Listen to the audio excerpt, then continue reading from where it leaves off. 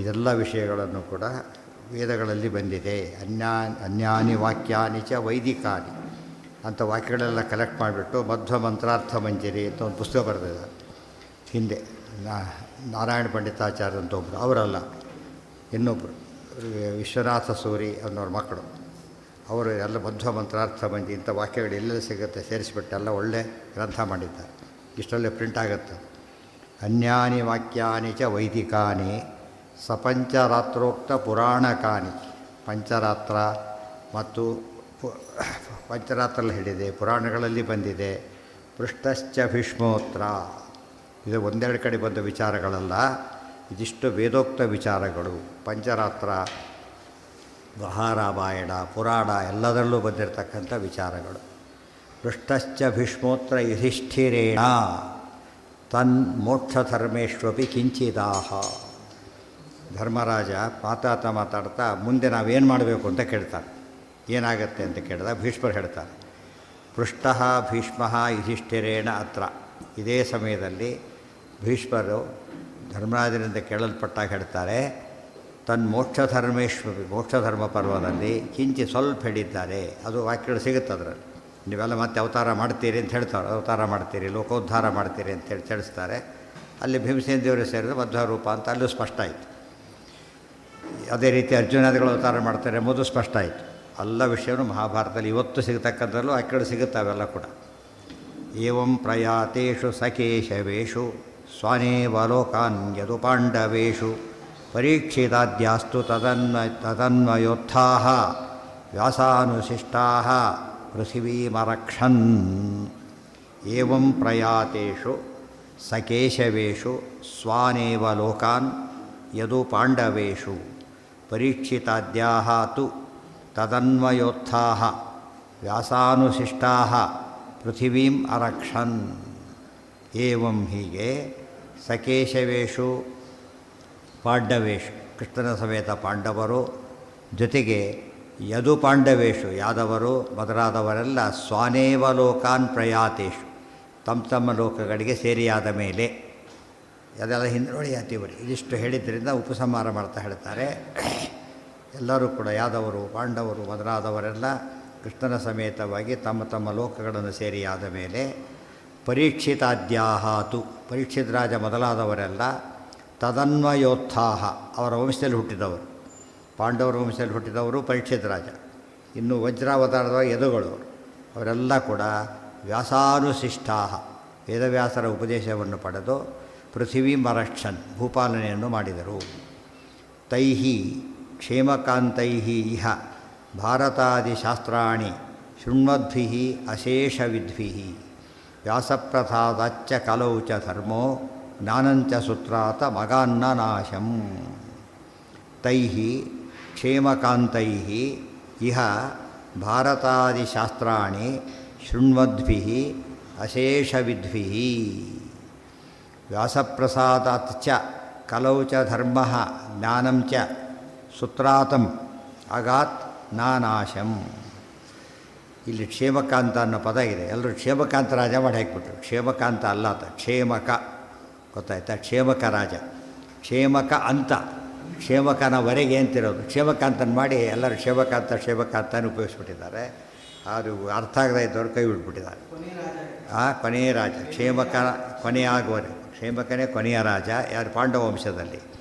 ಭಾರತಾದಿಶಾಸ್ತ್ರಾಣಿ ಶೃಣ್ವದ್ಭಿರಶೇಷ ವಿದ್ಭಿ, ಅವರೆಲ್ಲ ಹಿಂದಿನ ಮಹಾಭಾರತಾದಿಗಳನ್ನೆಲ್ಲ ಕೆಡ್ತಾ ಇದ್ದಾರೆ. ತಮ್ಮ ಇತಿಹಾಸ ಒಂದು ಕಡೆಗೆ, ತಮ್ಮ ವಂಶದವರು ಇನ್ನೊಂದು ಕಡೆಗೆ ಸರ್ವಶಾಸ್ತ್ರೋತ್ತಮ ಭಾರತನ ಅಧ್ಯಯನವನ್ನು ಮಾಡ್ತಾ ರಾಜ್ಯಪಾಲನೆ ಮಾಡ್ತಾ ಇದ್ದಾರೆ. ಅಶೇಷ ವಿದ್ವಿ, ಆದ್ದರಿಂದ ಎಲ್ಲವನ್ನೂ ತಿಳ್ಕೊಂಡು ಮಹಾಭಾರತದಲ್ಲಿ ಎಲ್ಲ ಇರೋದರಿಂದ ಮಹಾಭಾರತ ಒಂದು ಓದಿಬಿಟ್ರೆ ಎಲ್ಲ ಗೊತ್ತಾಗುತ್ತೆ ಅಂತ ಅರ್ಥ. ಮಹಾಭಾರತ ಇಲ್ಲದ್ದೇ ಇಲ್ಲ, ಒಂದು ವಿಶ್ವಕೋಶ, ಧರ್ಮಾದಿಗಳ ಪರಿಪೂರ್ಣವಾದ ವಿಶ್ವಕೋಶ ಅಂದರೆ ಮಹಾಭಾರತ. ಅದು ಒಂದು ಓದು ಬಿಟ್ಟರೆ ಎಲ್ಲ ಕಳ್ಕೊಂಡಾಗಲೇ. ಅದು ಒಂದು ಓದಿದ್ರೆ ಎಲ್ಲ ಓದ್ದಾಗೆ, ಅದೊಂದು ಬಿಟ್ಟರೆ ಎಲ್ಲ ಬಿಟ್ಟಾಗಿದೆ. ಆದ್ದರಿಂದ ಎಲ್ಲ ಬಿಟ್ಟಾಗೆ ಅಂತ ಅರ್ಥ.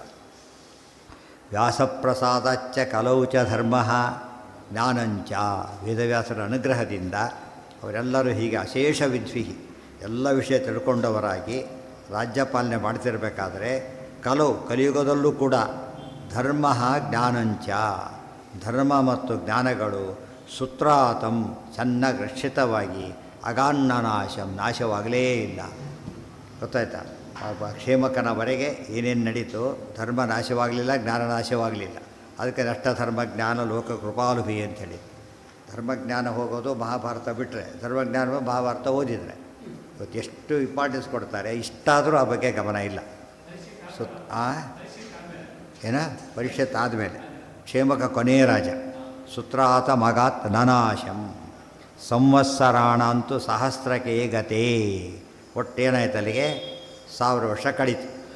ಕೃಷ್ಣ ಹೇಳಿ 1000 ವರ್ಷ ಬರೋದು ಬರ್ಕೊಂಡು ಅಂತ ಹೇಳಿ 1000 ವರ್ಷ ಮುಗೀತು. ಗತೇ ಪ್ರಾಪ್ತೇಷು ವಿದ್ಯಾವಖಿಲೇಷು ಸತ್ಸು ಸಹಸ್ರಕ್ಕೆ ಗತೆ ಪ್ರಾಪ್ತೇಷು ವಿದ್ಯಾವಖಿಲೇಷು ಸತ್ಸು. ಎಲ್ಲರೂ ಜ್ಞಾನ ಸಂಪಾದನೆ ಮಾಡಿಬಿಟ್ಟಿದ್ದಾರೆ. ಇಷ್ಟೊತ್ತು 1000 ವರ್ಷಗಳ ಕಾಲ 100% ಜ್ಞಾನ ಹಾಗೆ ಉಳಿದಿತ್ತು, ಧರ್ಮ ಹಾಗೆ ಉಳಿದಿತ್ತು. ನನಾಶಂ ನಾಶ ಹೊಂದಲೇ ಇಲ್ಲ. ದಗ್ಧಾ ಪುರಾಯೇ ಆಗ ಒಂದಷ್ಟು ಕೇಸ ನಡೀತು. ದಗ್ಧಾ ಪುರಾಯೇ ತ್ರಿಪುರಂ ಘತೈವ ರುದ್ರೇಣ ಜಾತಾ ಪೃಥಿವೀತಲೇತೆ. ಆಗ ತ್ರಿಪುರಾಸುರರು ಭೂಮಿಯಲ್ಲಿ ಹುಟ್ಟಿದರು. ಅಲ್ಲಿಂದ ಕಲಿಯುಗದ ಅಲ್ಲಿ 1000 ವರ್ಷ ಕಲಿಯುಗದ ಎಫೆಕ್ಟ್ ಇಲ್ಲೇ ಇಲ್ಲ. ಹಾಗೆ ಸಂಧಿಕಾಲನೇ ಇದಲ್ಲ, ಸಂಧಿಕಾಲದಲ್ಲೇ ನಡೆದಿರೋದು ಇವಿಷ್ಟು ಕೂಡ. ದಗ್ಧಾ ಪುರಾಯೇ ತ್ರಿಪುರಂ ಘ್ನತಾಯೇವ. ತ್ರಿಪುರರನ್ನು ಸಂಹಾರ ಮಾಡಿದಂಥ ಯಾರಿಂದ? ರುದ್ರೇಣ, ರುದ್ರದೇವರಿಂದ ಕೊಲ್ಲಲ್ಪಟ್ಟ ತ್ರಿಪುರರು ಅವರಿಂದನೇ ಅನುಗ್ರಹಿತರಾಗಿ ಜಾತಾಹ ಕೊಂದಿದ್ದು ಅವರೇ, ವರ ಕೊಟ್ಟಿದ್ದು ಅವರೇ. ಮತ್ತೆ ಅವರಿಗೆ ಕೈಕಾಲು ಹಿಡಿತಾರೆ, ವರ ಕೊಟ್ಬಿಡ್ತಾರೆ. ಪೃಥ್ವೀ ತಲೆಯಿತೆ ಎಲ್ಲ ಭೂಮಿಯಲ್ಲಿ ಹುಟ್ಟಿದರು. ತ್ರಿಪುರಾಸುರರು ಹುಟ್ಟಿದರು. ಅದರ್ಶನಂ ಸರ್ವ ಮುನೀಂದ್ರ ವೃಂದೈ ಸಹೈವ ಸಜ್ಞಾನ ಮಹಾನಿಧಾನೆ ವ್ಯಾಸೇ ಪ್ರಯಾತೀಪಿ ಸುತತ್ವ ವಿದ್ಯಾ ತತ್ಸಂಪ್ರದಾಯಾದಪಿ ತೈರವಾಪ್ತ. ಅದರ್ಶನಂ ಸರ್ವ ಮುನೀಂದ್ರ ವೃಂದೈ ಸಹ ಏವ ಸಜ್ಞಾನ ಮಹಾನಿಧಾನೆ ವ್ಯಾಸೇ ಪ್ರಯಾತೆ ಅಪಿ ಸುತತ್ವ ವಿದ್ಯಾ ತತ್ಸಂಪ್ರದಾಯಾದಪಿ ತೈಹಿ ಅವಾಪ್ತ. ಆಗ ವ್ಯಾಸೇ ಸದರ್ಶನಂ ಗತೆ. ಆ ಕಲಿಯುಗದಲ್ಲಿ 1000 ವರ್ಷವರೆಗೂ ವೇದವ್ಯಾಸದೇವರು ಬರ್ತಾಯಿದ್ರು, ಉಪದೇಶ ಎಲ್ಲ ಮಾಡ್ತಾಯಿದ್ರು. ಆಮೇಲೆ ಬರಲಿಲ್ಲ. ಕಲಿಯುಗದಲ್ಲಿ ಅವತಾರ ಇಲ್ಲ ಅಂತ ಹೇಳಿದ್ದಾರೆ, ದರ್ಶನ ಕೊಡಬಾರ್ದು ಅಂತಿಲ್ಲ, ಅಲ್ಲಿವರೆಗಿದ್ದರು. ಆಮೇಲೆ ಏನು ಮಾಡಿದರು? ಆ ದರ್ಶನ ಮತ್ತೆ ಬರಲಿಲ್ಲ. ಮತ್ತೆ ಬರೋ ಕೃತಯುಗದಲ್ಲಿ ಅವರು ಹೊರಗೆ, ಅಲ್ಲಿವರೆಗೂ ಕಾಣಿಸೋದಿಲ್ಲ. ಕಲಿಯುಗ ಧರ್ಮವನ್ನು ಉಳಿಸೋದಕ್ಕೋಸ್ಕರ ಅವರು ಬಂದುಬಿಟ್ರೆ ಮತ್ತೇನಾಗುತ್ತೆ? ಮಧ್ಯರಾತ್ರಿ ಸೂರ್ಯ ಹುಟ್ಟಿಬಿಟ್ರೆ ರಾತ್ರಿ ಆಗೋದೇ ಹಗಲಾಗಿಬಿಡ್ತದೆ. ಆಮೇಲೆ ಆದ್ದರಿಂದ ಬರ್ತಾಯಿಲ್ಲ.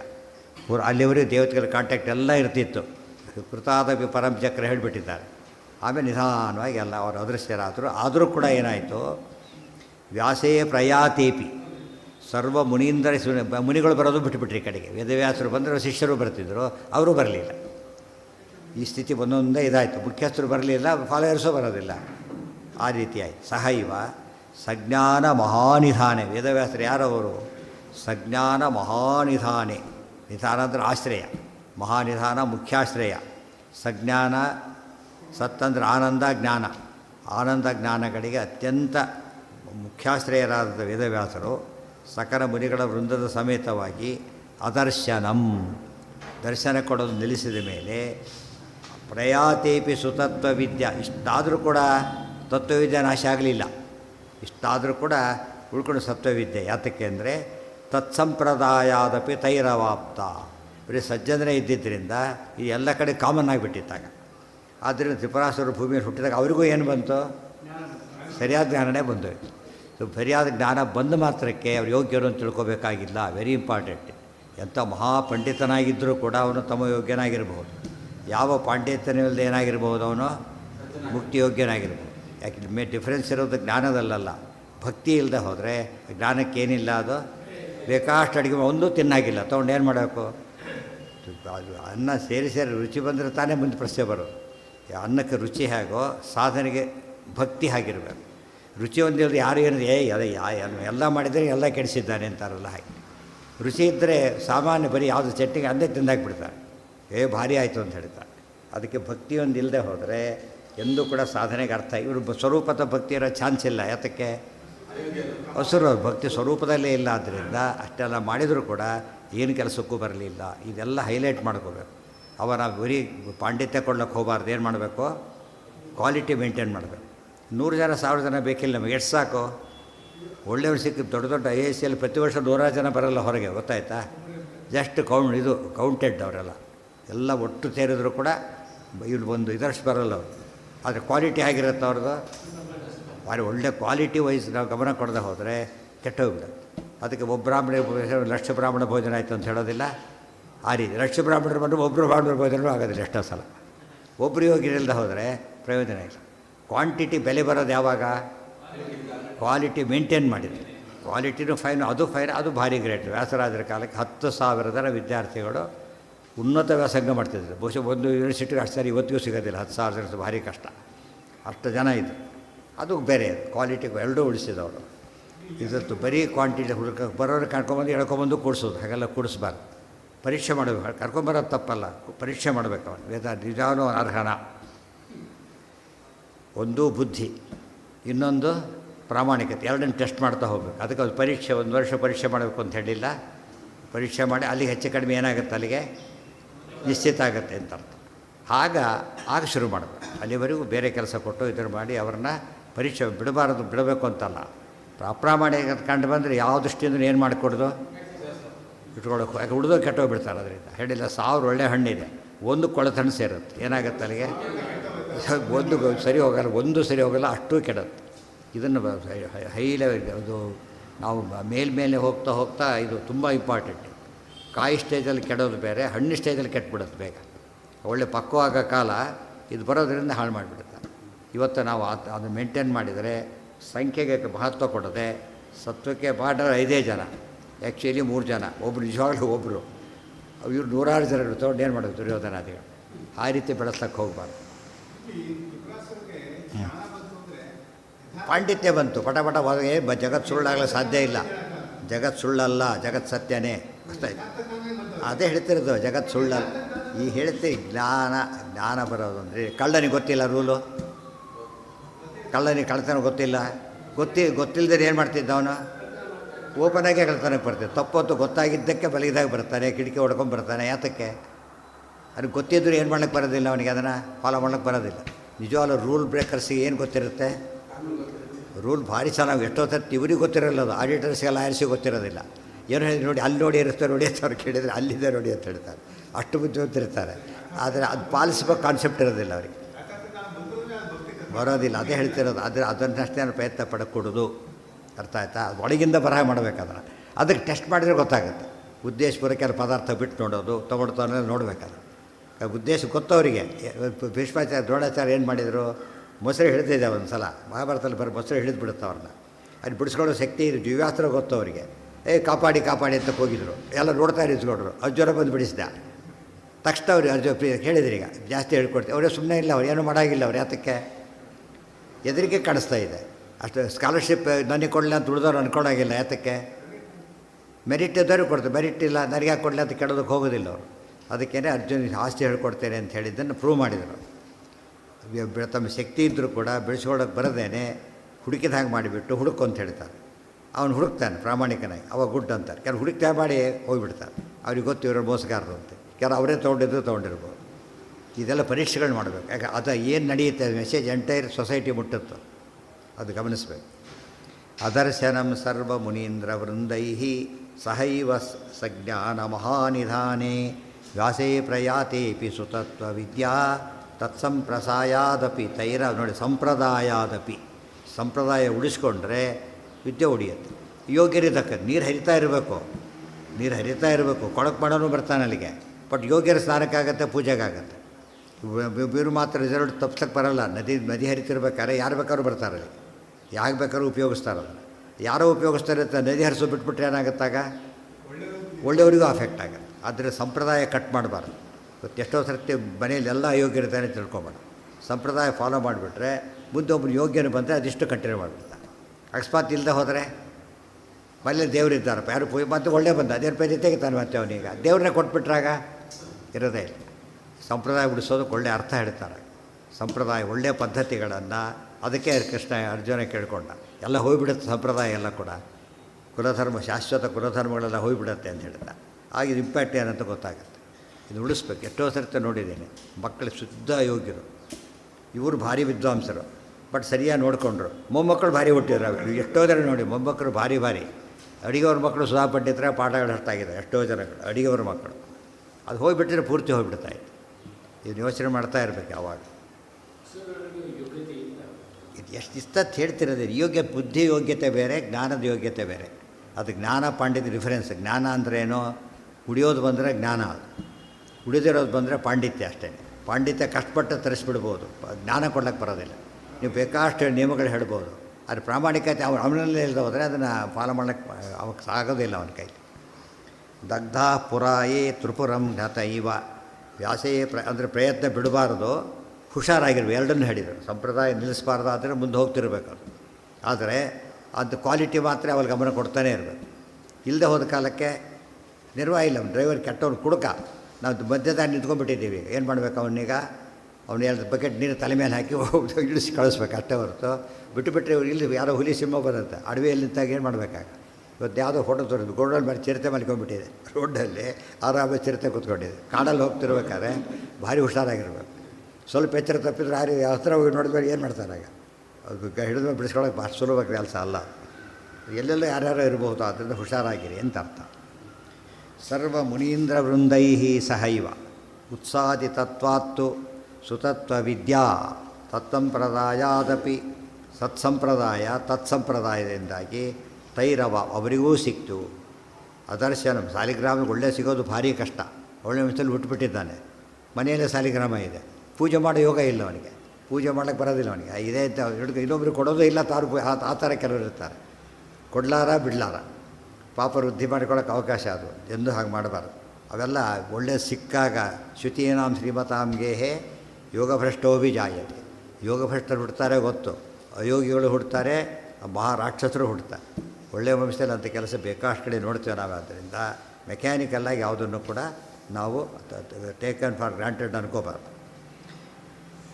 ಆಗೇನಾಯಿತು ಗೊತ್ತಾ, ದುರಾಗಮಗಳು ಇವ್ರು ಕೆಟ್ಟ ವಿಷಯ ತಿಳ್ಕೊಳ್ಳೋ ಚಾನ್ಸೇ ಇದ್ದಿಲ್ಲ ಅಂತ. ಹಾಗಾಗಿ ಕೆಟ್ಟ ವಿಷಯ ಅವರಿಗೂ ಕೂಡ ಏನಿಲ್ಲ. ಯಾತಕ್ಕೆ ಇದ್ದರೆ ಉತ್ಸಾಹಿ ತತ್ವಾತ್ತು ದುರಾಗಮಗಳಲ್ಲಿ ಹೋಗಿಬಿಟ್ಟಿದೆ, ಇಲ್ಲೇ ಇಲ್ಲ. ಆಮೇಲೆ ಪ್ರವರ್ತಿ ಸತ್ಸಂಪ್ರದಾಯಶ್ಚ ನಾಶಿ ತತ್ವಾತ್, ಆ ಸಂಪ್ರದಾಯ ಕೂಡ ಇಲ್ಲ. ದುಷ್ಟ ಆಗಮಗಳೂ ಇಲ್ಲ, ದುಷ್ಟ ಸಂಪ್ರದಾಯವೂ ಇಲ್ಲ. ಅದು ಕೃಷ್ಣ ಭೀಮರ ನೇತೃತ್ವದಲ್ಲ ದೊಡ್ಡ ಬದಲಾವಣೆ ಇದೆ. ಕಲಿಯುಗ ಅವೇ ಇರಬೇಕು ನ್ಯಾಯವಾಗಿ, ಅವಕ್ಕೆ ಅವಕಾಶ ಇಲ್ಲ. ಹಾಗಾಯ್ತು, ಹುಡುಕಿದ್ರು ಕತ್ತಲಿಲ್ಲ ಬಾಗಿಲಲ್ಲಿ ಅಂತಾರಲ್ಲ ಹಾಗೆ. ಪ್ರಸಾರಿತತ್ವಾಚ ಸದಾಗಮಾನ, ಸದಾಗಮನ ಪ್ರಸಾರಕ್ಕೆ ಬಂದು ಹೋಗಿಬಿಟ್ಟಿದೆ. ಪಾಪ ಅಪಿ ಜ್ಞಾನಂ ಅವಾಪುರೇತತ್, ಅದರಿಂದಾಗಿ ಪಾಪಿಷ್ಠರು ಕೂಡ ಜ್ಞಾನ ಹೊಂದಿದ್ರು. ಕಾರಣ ಕೊಟ್ಟರೆ ಈಗ ಬೇರೆ ಇಲ್ಲ ಅವರಿಗೆ.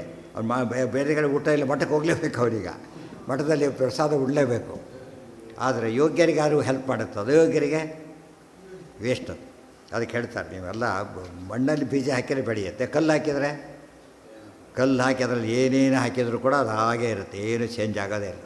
ಯಾಕೆ ಯೋಗ್ಯತೆಯೇ ಇಲ್ಲ, ಒಳಗೆ ಅದಕ್ಕೆ ಯೋಗ್ಯತೆ ಇಲ್ಲ.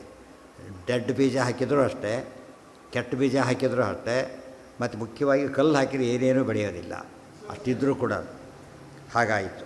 ಪ್ರಸಾರಿತತ್ವಾಚ್ಚ ಸದಾಗಮಾನ ಪಾಪಾಪಿ ಜ್ಞಾನಂ ಅವಾಪುರೇತತ್, ಪಾಪಿಷ್ಠರು ಕೂಡ ಏನು ಮಾಡಿದರು, ಜ್ಞಾನವನ್ನು ಪಡ್ಕೊಂಡ್ರು. ಇದನ್ನ ಸರಿಯಾಗಿ ಯೋಚನೆ ಮಾಡಿದಾಗ ಅಯೋಗ್ಯರಿಗೆ ಜ್ಞಾನ ಬರುತ್ತಾ ಅಂತ ಕೇಳಿದರೆ ಬರುತ್ತೆ ಅಂತ ಹೇಳಬೇಕಾದ್ರೆ, ಅದು ದಕ್ಕತ್ತಾದರೆ ದಕ್ಕೋದಿಲ್ಲ. ಈ ಅಮೃತ ಸಿಗ್ತಾ ಇಲ್ಲ ದೈತ್ಯರ ಕೈಲೇ, ಕುಡಿದ್ರೆ ಕುಡಿಲಿಲ್ಲ ಅಷ್ಟೇ. ಕೈ ಸಿಗೋದು ಬೇರೆ, ತಲೆಗೆ ಹೋಗೋದು ಬೇರೆ. ತಲೆಗೆ ಹೋಗ್ಬೇಕು. ಇವತ್ತು ಎಷ್ಟೇ ಬಡಿಸಿರಲಿ, ಎಷ್ಟು ಬಂಗಾರದ ಇದರಲ್ಲೇ ಬಡಿಸಲಿ, ಆ ಹಸಿವೇನೇ ಇಲ್ಲ, ಏನಾಗಲ್ಲ ಅವನಿಗೆ, ತಿನ್ನೋಕ್ಕಾಗಲ್ಲ. ಇವಾಗ ತಟ್ಟೆ ಹೊತ್ಕೊಂಡು ಹೋಗ್ತಾನೆ ಹೊರತು ತಿನ್ನೋಕ್ಕಾಗೋದಿಲ್ಲ. ಅದು ತಿನ್ನೋಕ್ಕೆ ಸಾಧ್ಯನೇ ಇಲ್ಲ ಅವನ ಕೈಲಿ, ಅಷ್ಟು ಹೊಟ್ಟೆ ತುಂಬೋಗ್ಬಿಟ್ಟಿದೆ. ಆ ಥರ ಇದೆ. ಅಂದರೆ ಹಸಿವು ಇರಬೇಕು ಅವನಿಗೆ. ಯಾವ ಹಸಿವು ಇರಬೇಕು, ಆ ಹಸಿವು ಇಲ್ಲದೆ ಹೋದರೆ ಪದಾರ್ಥ ಇದು ಮಾತ್ರ ತಿನ್ನೋಕ್ಕಾಗೋದಿಲ್ಲ. ಹಸಿವಿದೆ, ಏನು ಮಾಡ್ತಾನೆ ಅವನೀಗ, ಹುಡ್ಕೊಂಡು ಹೋಗಿ ತಿಂತಾನೆ. ಅದು ಎಷ್ಟೋ ಜನ ಎಲ್ಲೆಲ್ಲಿ ಬೇರೆ ಊರಿಗೆ ಇವತ್ತು ಓದ್ಲಿಕ್ಕೆ ಹೋಗಲ್ಲ, ಲೌಕಿಕ ಓದ್ಲಿಕ್ಕೆ ಎಷ್ಟು ದೂರ ಹೋಗ್ತಾರೆ ಜನ ಇವತ್ತು. ಕಷ್ಟಪಟ್ಕೊಂಡು ವಾರಾನ್ನ ಮಾಡಿಕೊಂಡು ಎಲ್ಲೆಲ್ಲೂ ಬೀದಿ ಲೈಟಲ್ಲಿ ಓದಿ ಮಾಡೋದಿಲ್ಲ, ಬೇಕು ಅವರಿಗೆ. ಎಲ್ಲ ಇದು ನಂಬರ್ 1 ಸ್ಕೂಲಿಗೆ ಪ್ರಿನ್ಸಿಪಾಲ್ ಮಗನೇ ಫೇಲ್ ಹೋದ್ರು. ಯಾಕೆ ಬೇಕಿಲ್ಲ ಅವನಿಗೆ. VC ಮಕ್ಕಳು ಫೇಲ್ ಆಗ್ತಾರೆ, ಕಾಪಿ ಹೊಡಿಬೋದು, ಏನು ಆಶ್ಚರ್ಯ ಇಲ್ಲ. ಅದು ಯೋಗ್ಯತೆ ಎಂಬುದು ಎಷ್ಟು ಇದೆಲ್ಲ. ಆಚಾರ್ಯ ಯೋಗ್ಯತೆ ಅಂತ ಪದ ಉಪಯೋಗಿಸ್ತೇ ಹೋಗಿದ್ದರೆ, ಆ ವಿಷಯ ಹಿಡಿದೇ ಹೋಗಿದ್ದರೆ ಇಲ್ಲಿ ಎಕ್ಸ್ಪ್ಲೇನ್ ಮಾಡೋಕ್ಕಾಗ್ತಿರಲಿಲ್ಲ. ಸ್ವರೂಪ ಯೋಗ್ಯತೆ ಇಲ್ಲದೆ ಹೋದರೆ ಏನು ಮಾಡಿದರೂ ಅವನು ಒಳ್ಳೆಯವನ ಸಾಧ್ಯತೆ ಇಲ್ಲ. ಯೋಗ್ಯತೆ ಇದ್ದರೆ ಎಷ್ಟು ಕೆಡಿಸ್ಲಕ್ಕೆ ಹೋದ್ರೆ ಏನಾಗ್ತಾನೋ ಅವನು, ಬಿಡೋದಲ್ಲಿ ಯಾರು ದೊಡ್ಡದಾಗೋಗ್ಬಿಡ್ತಾನೆ. ಉತ್ಸಾದಿ ತತ್ವಾತ್ತು ದುರಾಗಮ ಅಯೋಗ್ಯ, ದೊಡ್ಡ ಪಂಡಿತನಾದ ಬೇಕಾದ ಸನ್ಮಾನ ಆಗೋಯ್ತು ಅವನಿಗೆ. ಸ್ವರೂಪ ಇಲ್ಲ ಅವನಿಗೆ, ಅಷ್ಟು ಯೋಗ್ಯತೆ ಇತ್ತು ಮಾಡಿದ, ಅದು ದುರುಪಯೋಗ ಆಯಿತು ಅಷ್ಟೇ. ಎನ್ಕ್ಯಾಶ್ ಮಾಡ್ಕೊಂಡೇ ಹೊರತು ಲಾಭ ಹಳ್ಳಿ ಬಲಬರಿ ಸಂಖ್ಯೆ ಸಿಕ್ತು ಬಿಸಾಕಿದ ಅಂತ ಹೇಳಲಿಲ್ಲ. ಬಿಸಾಕಿದ, ಇನ್ನೊಬ್ಬನು ತೊಗೊಂಡು ಮಾರಿದ, ಮತ್ತೊಬ್ಬರು ಪೂಜೆ ಮಾಡಿದ. 3 ಕೇಸಿದೆ. ಬಲಬರಿ ಸಂಖ್ಯೆ ಬಿಸಾಕೋದು ಹೇಗೋ ಆ ರೀತಿಯಲ್ಲಿ ಎಷ್ಟೇ ಅವಕಾಶ ಇದ್ದು ಅಂತ ಏನು ಮಾಡ್ತಾನೆ, ಕಳ್ಕೊಂಡ್ಬಿಡ್ತಾನೆ ಅಂತ ಅರ್ಥ. ಅವಕಾಶನ ಕಳ್ಕೊಳ್ತಾನೆ, ಉಳಿದವ್ರಿಗೆ ಉಪಯೋಗ ಮಾಡ್ಕೋತಾನೆ. ಪ್ರಸಾರ ಯಾರಿಗೂ ದಾನ ಮಾಡಿ ಬಿಸಾಕಿದ ಅಷ್ಟೇ ಅವನು, ಒಳ್ಳೆಯದು ಸಿಕ್ತೆ ತೊಗೊಂಡವನು. ಯಾರಿಗೋ ದಾನ ಕೂಡ ಮಾಡಿ ಪುಣ್ಯ ಕಟ್ಕೊಂಡಿದ್ದು ಅಲ್ಲ, ಬಿಸಾಕಿಬಿಟ್ಟಿದ್ದಷ್ಟೆ. ಪ್ರಸಾರಿತತ್ವ, ಅದಕ್ಕೆ ಆ ರೀತಿ ಓರಿಯೆಂಟೇಷನ್ ಕೊಡಬೇಕು. ಕೊನೆಗೆ ಅವನು ಯೋಚನೆ ಮಾಡಿದ್ರು, ಭಾರಿ ಪ್ರಾಮಾಣಿಕ, ಆದರೆ ದಡ್ಡ ಅಂತ ಗೊತ್ತಾಯ್ತಾ. ಏನು ಮಾಡ್ತಾರೆ, ಬಿಡಬಾರ್ದು ಅವನ್ನ. ಏನು ಮಾಡಬೇಕು, ಅವನ್ನ ಇಟ್ಕೋಬೇಕು. ಬಟ್ ಈ ಜ್ಞಾನಕ್ಕೆ ಉಪಯೋಗ ಇಲ್ಲವನ, ಆದ್ದರಿಂದ ಅದರಲ್ಲೇ ಟ್ರೈನಪ್ ಮಾಡಬೇಕು. ಅವ್ನ ಮೊಮ್ಮಗನೋ ಬರ್ತಾನೆ, ಕೆಲಸ ಆಗುತ್ತೆ. ಆದರೆ ಅವನು ಅಯೋಗ್ಯ ಅಂತ ಗೊತ್ತು, ಎಷ್ಟು ಬುದ್ಧಿವಂತನಾದರೂ ಏನು ಮಾಡಬೇಕು, ಅವನನ್ನು ಓಡಿಸ್ಬೇಕಾದ್ರೆ. ಉಪಯೋಗ ಇಲ್ಲ, ಇವನೊಬ್ಬರಿಂದ ನಾವು ವಿದ್ಯೆ ಯಾರಿಗೂ ಉಪಯೋಗ ಆಗೋದಿಲ್ಲ. ಇವು ಹೇಳಿದ್ನಲ್ಲ, ಇವ್ರು ಯಾವ ಸಾಕ್ಷರ ವಿಪರೀತಾಶ್ಚೇತ್ ರಾಕ್ಷಸ ಏವ ಕೇವಲ. ಸಾಕ್ಷರರು ದಾರಿ ತಪ್ಪಿದರೆ ಏನಾಗ್ತಾರೆ, ಈ ಕಡೆಯಿಂದ ಓದಿ ಸಾಕ್ಷರ ರಾಕ್ಷಸ ಆಗಿಬಿಡ್ತಾರೆ. ಇವರೆಲ್ಲ ದೊಡ್ಡ ದೊಡ್ಡ ಟೆರರಿಸ್ಟ್ಗಳು ಯಾರು ದಡ್ಡರಲ್ಲೇ ಅಲ್ಲ ಅವರು, ಭಾರಿ ಬ್ರೈಟ್. ಪೊಲೀಸರ ಕೈ ಸಿಗೋದಿಲ್ಲ ಅವರು, ಎಕ್ಸ್ಪರ್ಟ್ ಹೇಳಿರೋಕ್ಕಾಗದವ್ರು ಆ ಥರ ಇರ್ತಾರೆ. ಎಲ್ಲೋ ಎಲ್ಲ ಸಿಕ್ಕಾಗ ತಿಳ್ಕೊಳ್ಳೋಕೆ ಹೋಗಬಾರ್ದು, ತುಂಬ ಜನ ಸಿಗೋದಿಲ್ಲ ಅವರು. ಎಲ್ಲದರಲ್ಲೂ ಕೂಡ ಇವರು ಎಷ್ಟೇ ಪ್ಲಾನ್ ಮಾಡಿ ಅಮಾನವಾಗಿ ಇನ್ನೊಂದು ಕಡೆ ಡಮ ಅನಿಸಿರ್ತಾರೆ. ದಡ್ಡರಿಗೆ ಅದನ್ನು ಮಾಡೋಕ್ಕೆ ಬರೋದಿಲ್ಲ. ಆದ್ದರಿಂದ ಬುದ್ಧಿವಂತಿಕೆ ಬಹಳ ದೊಡ್ಡ ವಿಷಯ ಅಲ್ಲ. ಯಾವುದು ಮುಖ್ಯ, ಪ್ರಾಮಾಣಿಕತೆ, ಯೋಗ್ಯತೆ, ಸಾತ್ವಿಕತೆ ಭಾರಿ. ಸಾತ್ವಿಕತೆ ಇದ್ದರೆ ಬುದ್ಧಿವಂತಿಕೆ ಇರಬಾರ್ದು ಅಂತಿಲ್ಲ, ಇರಬೇಕು ಅಂತಲೂ ಇಲ್ಲ. ಸಾತ್ವಿಕತೆ ಪ್ರೋತ್ಸಾಹ ಕೊಟ್ಟರೆ ಒಂದು ಯಾವುದೋ ಈ ಜನ ಮುಂದಿನ ಜನ್ಮಕ್ಕೆ ಉದ್ಧಾರ ಆಗ್ತಾರೆ. ಕಿವುಡ ಮೂಕರಾಗಿರ್ತಾರೆ, ಒಳ್ಳೆ ರೀತಿ ಬೆಳೆದು ಮುಂದೆ ಒಳ್ಳೆ ಜ್ಞಾನಿಗಳಾಗ್ತಾರೆ. ನಾವು ಅವಸರಪಟ್ಟವ್ರನ್ನ ಯಾರನ್ನೂ ತಂದು ಆ ಜಾಗ ಕೊಡ್ಸೋಕ್ಕಾಗೋದಿಲ್ಲ. ಪ್ರಸಾರಿತತ್ವಾಚ್ಚ ಸದಾಗಮಾನಾಂ ಪಾಪಾಪಿ ಜ್ಞಾನಮವಾಪುರೇತತ್. ಈ ಜ್ಞಾನವನ್ನು ಪಡ್ಕೊಂಡ್ರು. ಇವೆಲ್ಲ ಆಚಾರ್ಯ ಹೇಳಿದ ಒಂದು ಶ್ಲೋಕ ಸುಮ್ಮನೆ ಕಾಣಿಸುತ್ತೆ, ಡೀಪಾಗಿ ಯೋಚನೆ ಮಾಡಿದರೆ ಎಷ್ಟು ಸತ್ಯ ಸಂಗತಿ ಹೇಳ್ತಿದ್ದಾರೆ. ಜ್ಞಾನದ ಲಿಮಿಟೇಷನ್ ಏನು, ಜ್ಞಾನದ ವೈಭವ ಏನು, ಯಾರಿಗೆ ತಪ್ಪಬೇಕು, ಕೊಟ್ಟು ಮಾತ್ರ ಇಟ್ಕೋತಾರೆ ಅಂತೇನೂ ಇಲ್ಲ. ಯೋಗ್ಯತೆಯೇ ಇರೋದಿಲ್ಲ ಅವರಿಗೆ. ಯೋಗ್ಯತೆ ಇಲ್ಲದವನು ಹೇಗೋ ತಂದು ಕೊಡ್ತಾನೆ. ಆದ್ದರಿಂದ ಪ್ರಯತ್ನಕ್ಕೆ ಬೆಲೆ ಇದೆ. ಅಟ್ ದಿ ಸೇಮ್ ಟೈಮ್ ಒಂದು ಅವನಾಯಿತು, ಇನ್ನೊಬ್ಬರು ರಕ್ಷಣೆ ಮಾಡೋರ ಜವಾಬ್ದಾರಿ ಇದೆ. ಈಗ ಯಾವುದಕ್ಕೂ ಜ್ಞಾನ ಮಹತ್ವ ಕೊಡಬೇಕು, ಬುದ್ಧಿಗೋ ಪ್ರಾಮಾಣಿಕತೆಗೋ ಅಂತ ಯೋಚನೆ ಮಾಡಿದರೆ ಎಲ್ಲ ಉತ್ತರ ಸಿಗುತ್ತೆ. ಆದ್ದರಿಂದ ಇನ್ನೇನು ಮಾಡಿದಾಗಾಯ್ತು, ಸತ್ಯಾಂಗನ ಪ್ರಸಾರ ಮಾಡ್ತಿದ್ದರೆ ಯೋಗ್ಯರಿಗೆ ಸಿಗೋ ಚಾನ್ಸ್ ಇದೆ. ಆದ್ದರಿಂದ ಅಯೋಗ್ಯರು ಸಿಕ್ಕೋ ಅದು ಮಾಡ್ತಾ ಮುಖ್ಯ ಅಲ್ಲ, ಯೋಗ್ಯರ ಕೈಲಿ ಸಿಗುತ್ತೆ. 1000 ಪುಸ್ತಕ ಪ್ರಿಂಟ್ ಮಾಡಿಸ್ತೇವೆ, ಒಬ್ಬರು ಒಂದು ಪುಸ್ತಕ ಉಳ್ಕೊಡ್ತು. ಮುಂದೆ 1000 ಕಾಪಿ ಆಗ್ಬೋದು, ಒಂದೇ ಪುಸ್ತಕನೇ 1000 ಲಕ್ಷ ಕಾಪಿ ಬೇಕಾದ್ರೂ ಆಗ್ಬೋದು. ಅದು ಕಳ್ಕೊಂಡು ಹೋಗ್ಬಿಟ್ರೆ ಪೂರ್ತಿ ಜೀರೋ ಆಗ್ತೈತಿ. ಗ್ರಂಥ ಓದಲಿ ಬಿಲ್ಲದೆ ಉಳಿಸ್ಬೇಕು. ಒಳ್ಳೆಯ ಗ್ರಂಥಗಳನ್ನ ಎಂದೂ ಕಳ್ಕೊಳ್ಳೋಕೆ ಹೋಗಬಾರ್ದು. ನಾವೇ ಓದಬೇಕು ಅಂತಿಲ್ಲ, ಮನೇಲಿದ್ದರೆ ಆ ವೈಬ್ರೇಷನ್ಸ್ಗೆ ಒಳ್ಳೆಯದಾಗತ್ತೆ ಮೊದಲು. ಮುಂದೆ ಅಂಥವ್ರು ಕೆಟ್ಟವರು ಬರ್ಲಿಕ್ಕಾಗೋದಿಲ್ಲ, ಒಳ್ಳೆಯವರೇ ಬರ್ತಾರೆ, ಮುಂದೆ ಬೆಳೆಯುತ್ತೆ. ಅವನು ಎಲ್ಲೆಲ್ಲೋ ಹೋಗಿ ಕೊನೆ ಪಡ್ಕೊಂಡು ಹೋಗ್ಬಿಟ್ಟು. ಎಷ್ಟೋ ಮಠಗಳಲ್ಲಿ ಪಂಡಿತರ ಮನೆಯಲ್ಲಿ ಅವ್ರ ಮನೇಲಿ ಪುಸ್ತಕ ಇಲ್ಲ, ಎಲ್ಲೆಲ್ಲೋ ಸಿಗುತ್ತೆ, ಬೆಳಕಿ ಬರುತ್ತೆ. ಯಾರು ಇಟ್ಕೋಬೇಕಾಗಿತ್ತು, ನ್ಯಾಯವಾಗಿ ಅವ್ರು ಇಟ್ಕೋಬೇಕಾಗಿತ್ತು, ಇಟ್ಕೊಂಡಿಲ್ಲ. ಯಾವುದೋ ಕಾರಣಕ್ಕೆ ಬಿಟ್ಟರು, ಎಲ್ಲೋ ಹೋಗಿ ಸಿಗ್ತು, ಅಲ್ಲಿಂದ ಬಂತು. ಇವನಿಗೆ ಆಶ್ಚರ್ಯ, ತಮ್ಮ ಹೆಸರು ತಮ್ಮ ಮನೆಯಲ್ಲೇ ಇಲ್ಲ ಅಂತೆ. ಎಷ್ಟಾಗಿದೆ ಗೊತ್ತು, 199 ಪಾಲು ಕೇಸ್ ಅಂಥದ್ದು. ಅವ್ರ ಮನೇಲಿ ಸಿಗೋ ಕೇಸ್ ಭಾರಿ ಕಡಿಮೆ ತಿಳಿತಾ. ಇವೆಲ್ಲ ಗ್ರಂಥ ರಕ್ಷಣೆ ಮಾಡಿದಾಗ ಆ ಪುಣ್ಯ ಇವನಿಗೆ ಬಂತು. ಒಂದು ಉಳ್ಕೊಂಡು ಯಾರೋ ಉಳ್ಕೊಂಡಿದ್ದ, ಆ ಪುಣ್ಯ ಎಷ್ಟು ದೊಡ್ಡದಾಯ್ತು ಅವನಿಗೆ. ಅವನಿಗೆ ಗೊತ್ತಿಲ್ಲದೆ ಏನೇನೋ ಬರುತ್ತೆ ಅವನಿಗೆ. ಕಾರಣ ಈ ಕೆಲಸ ಮಾಡಿಬಿಟ್ಟಿದ್ದಾನು.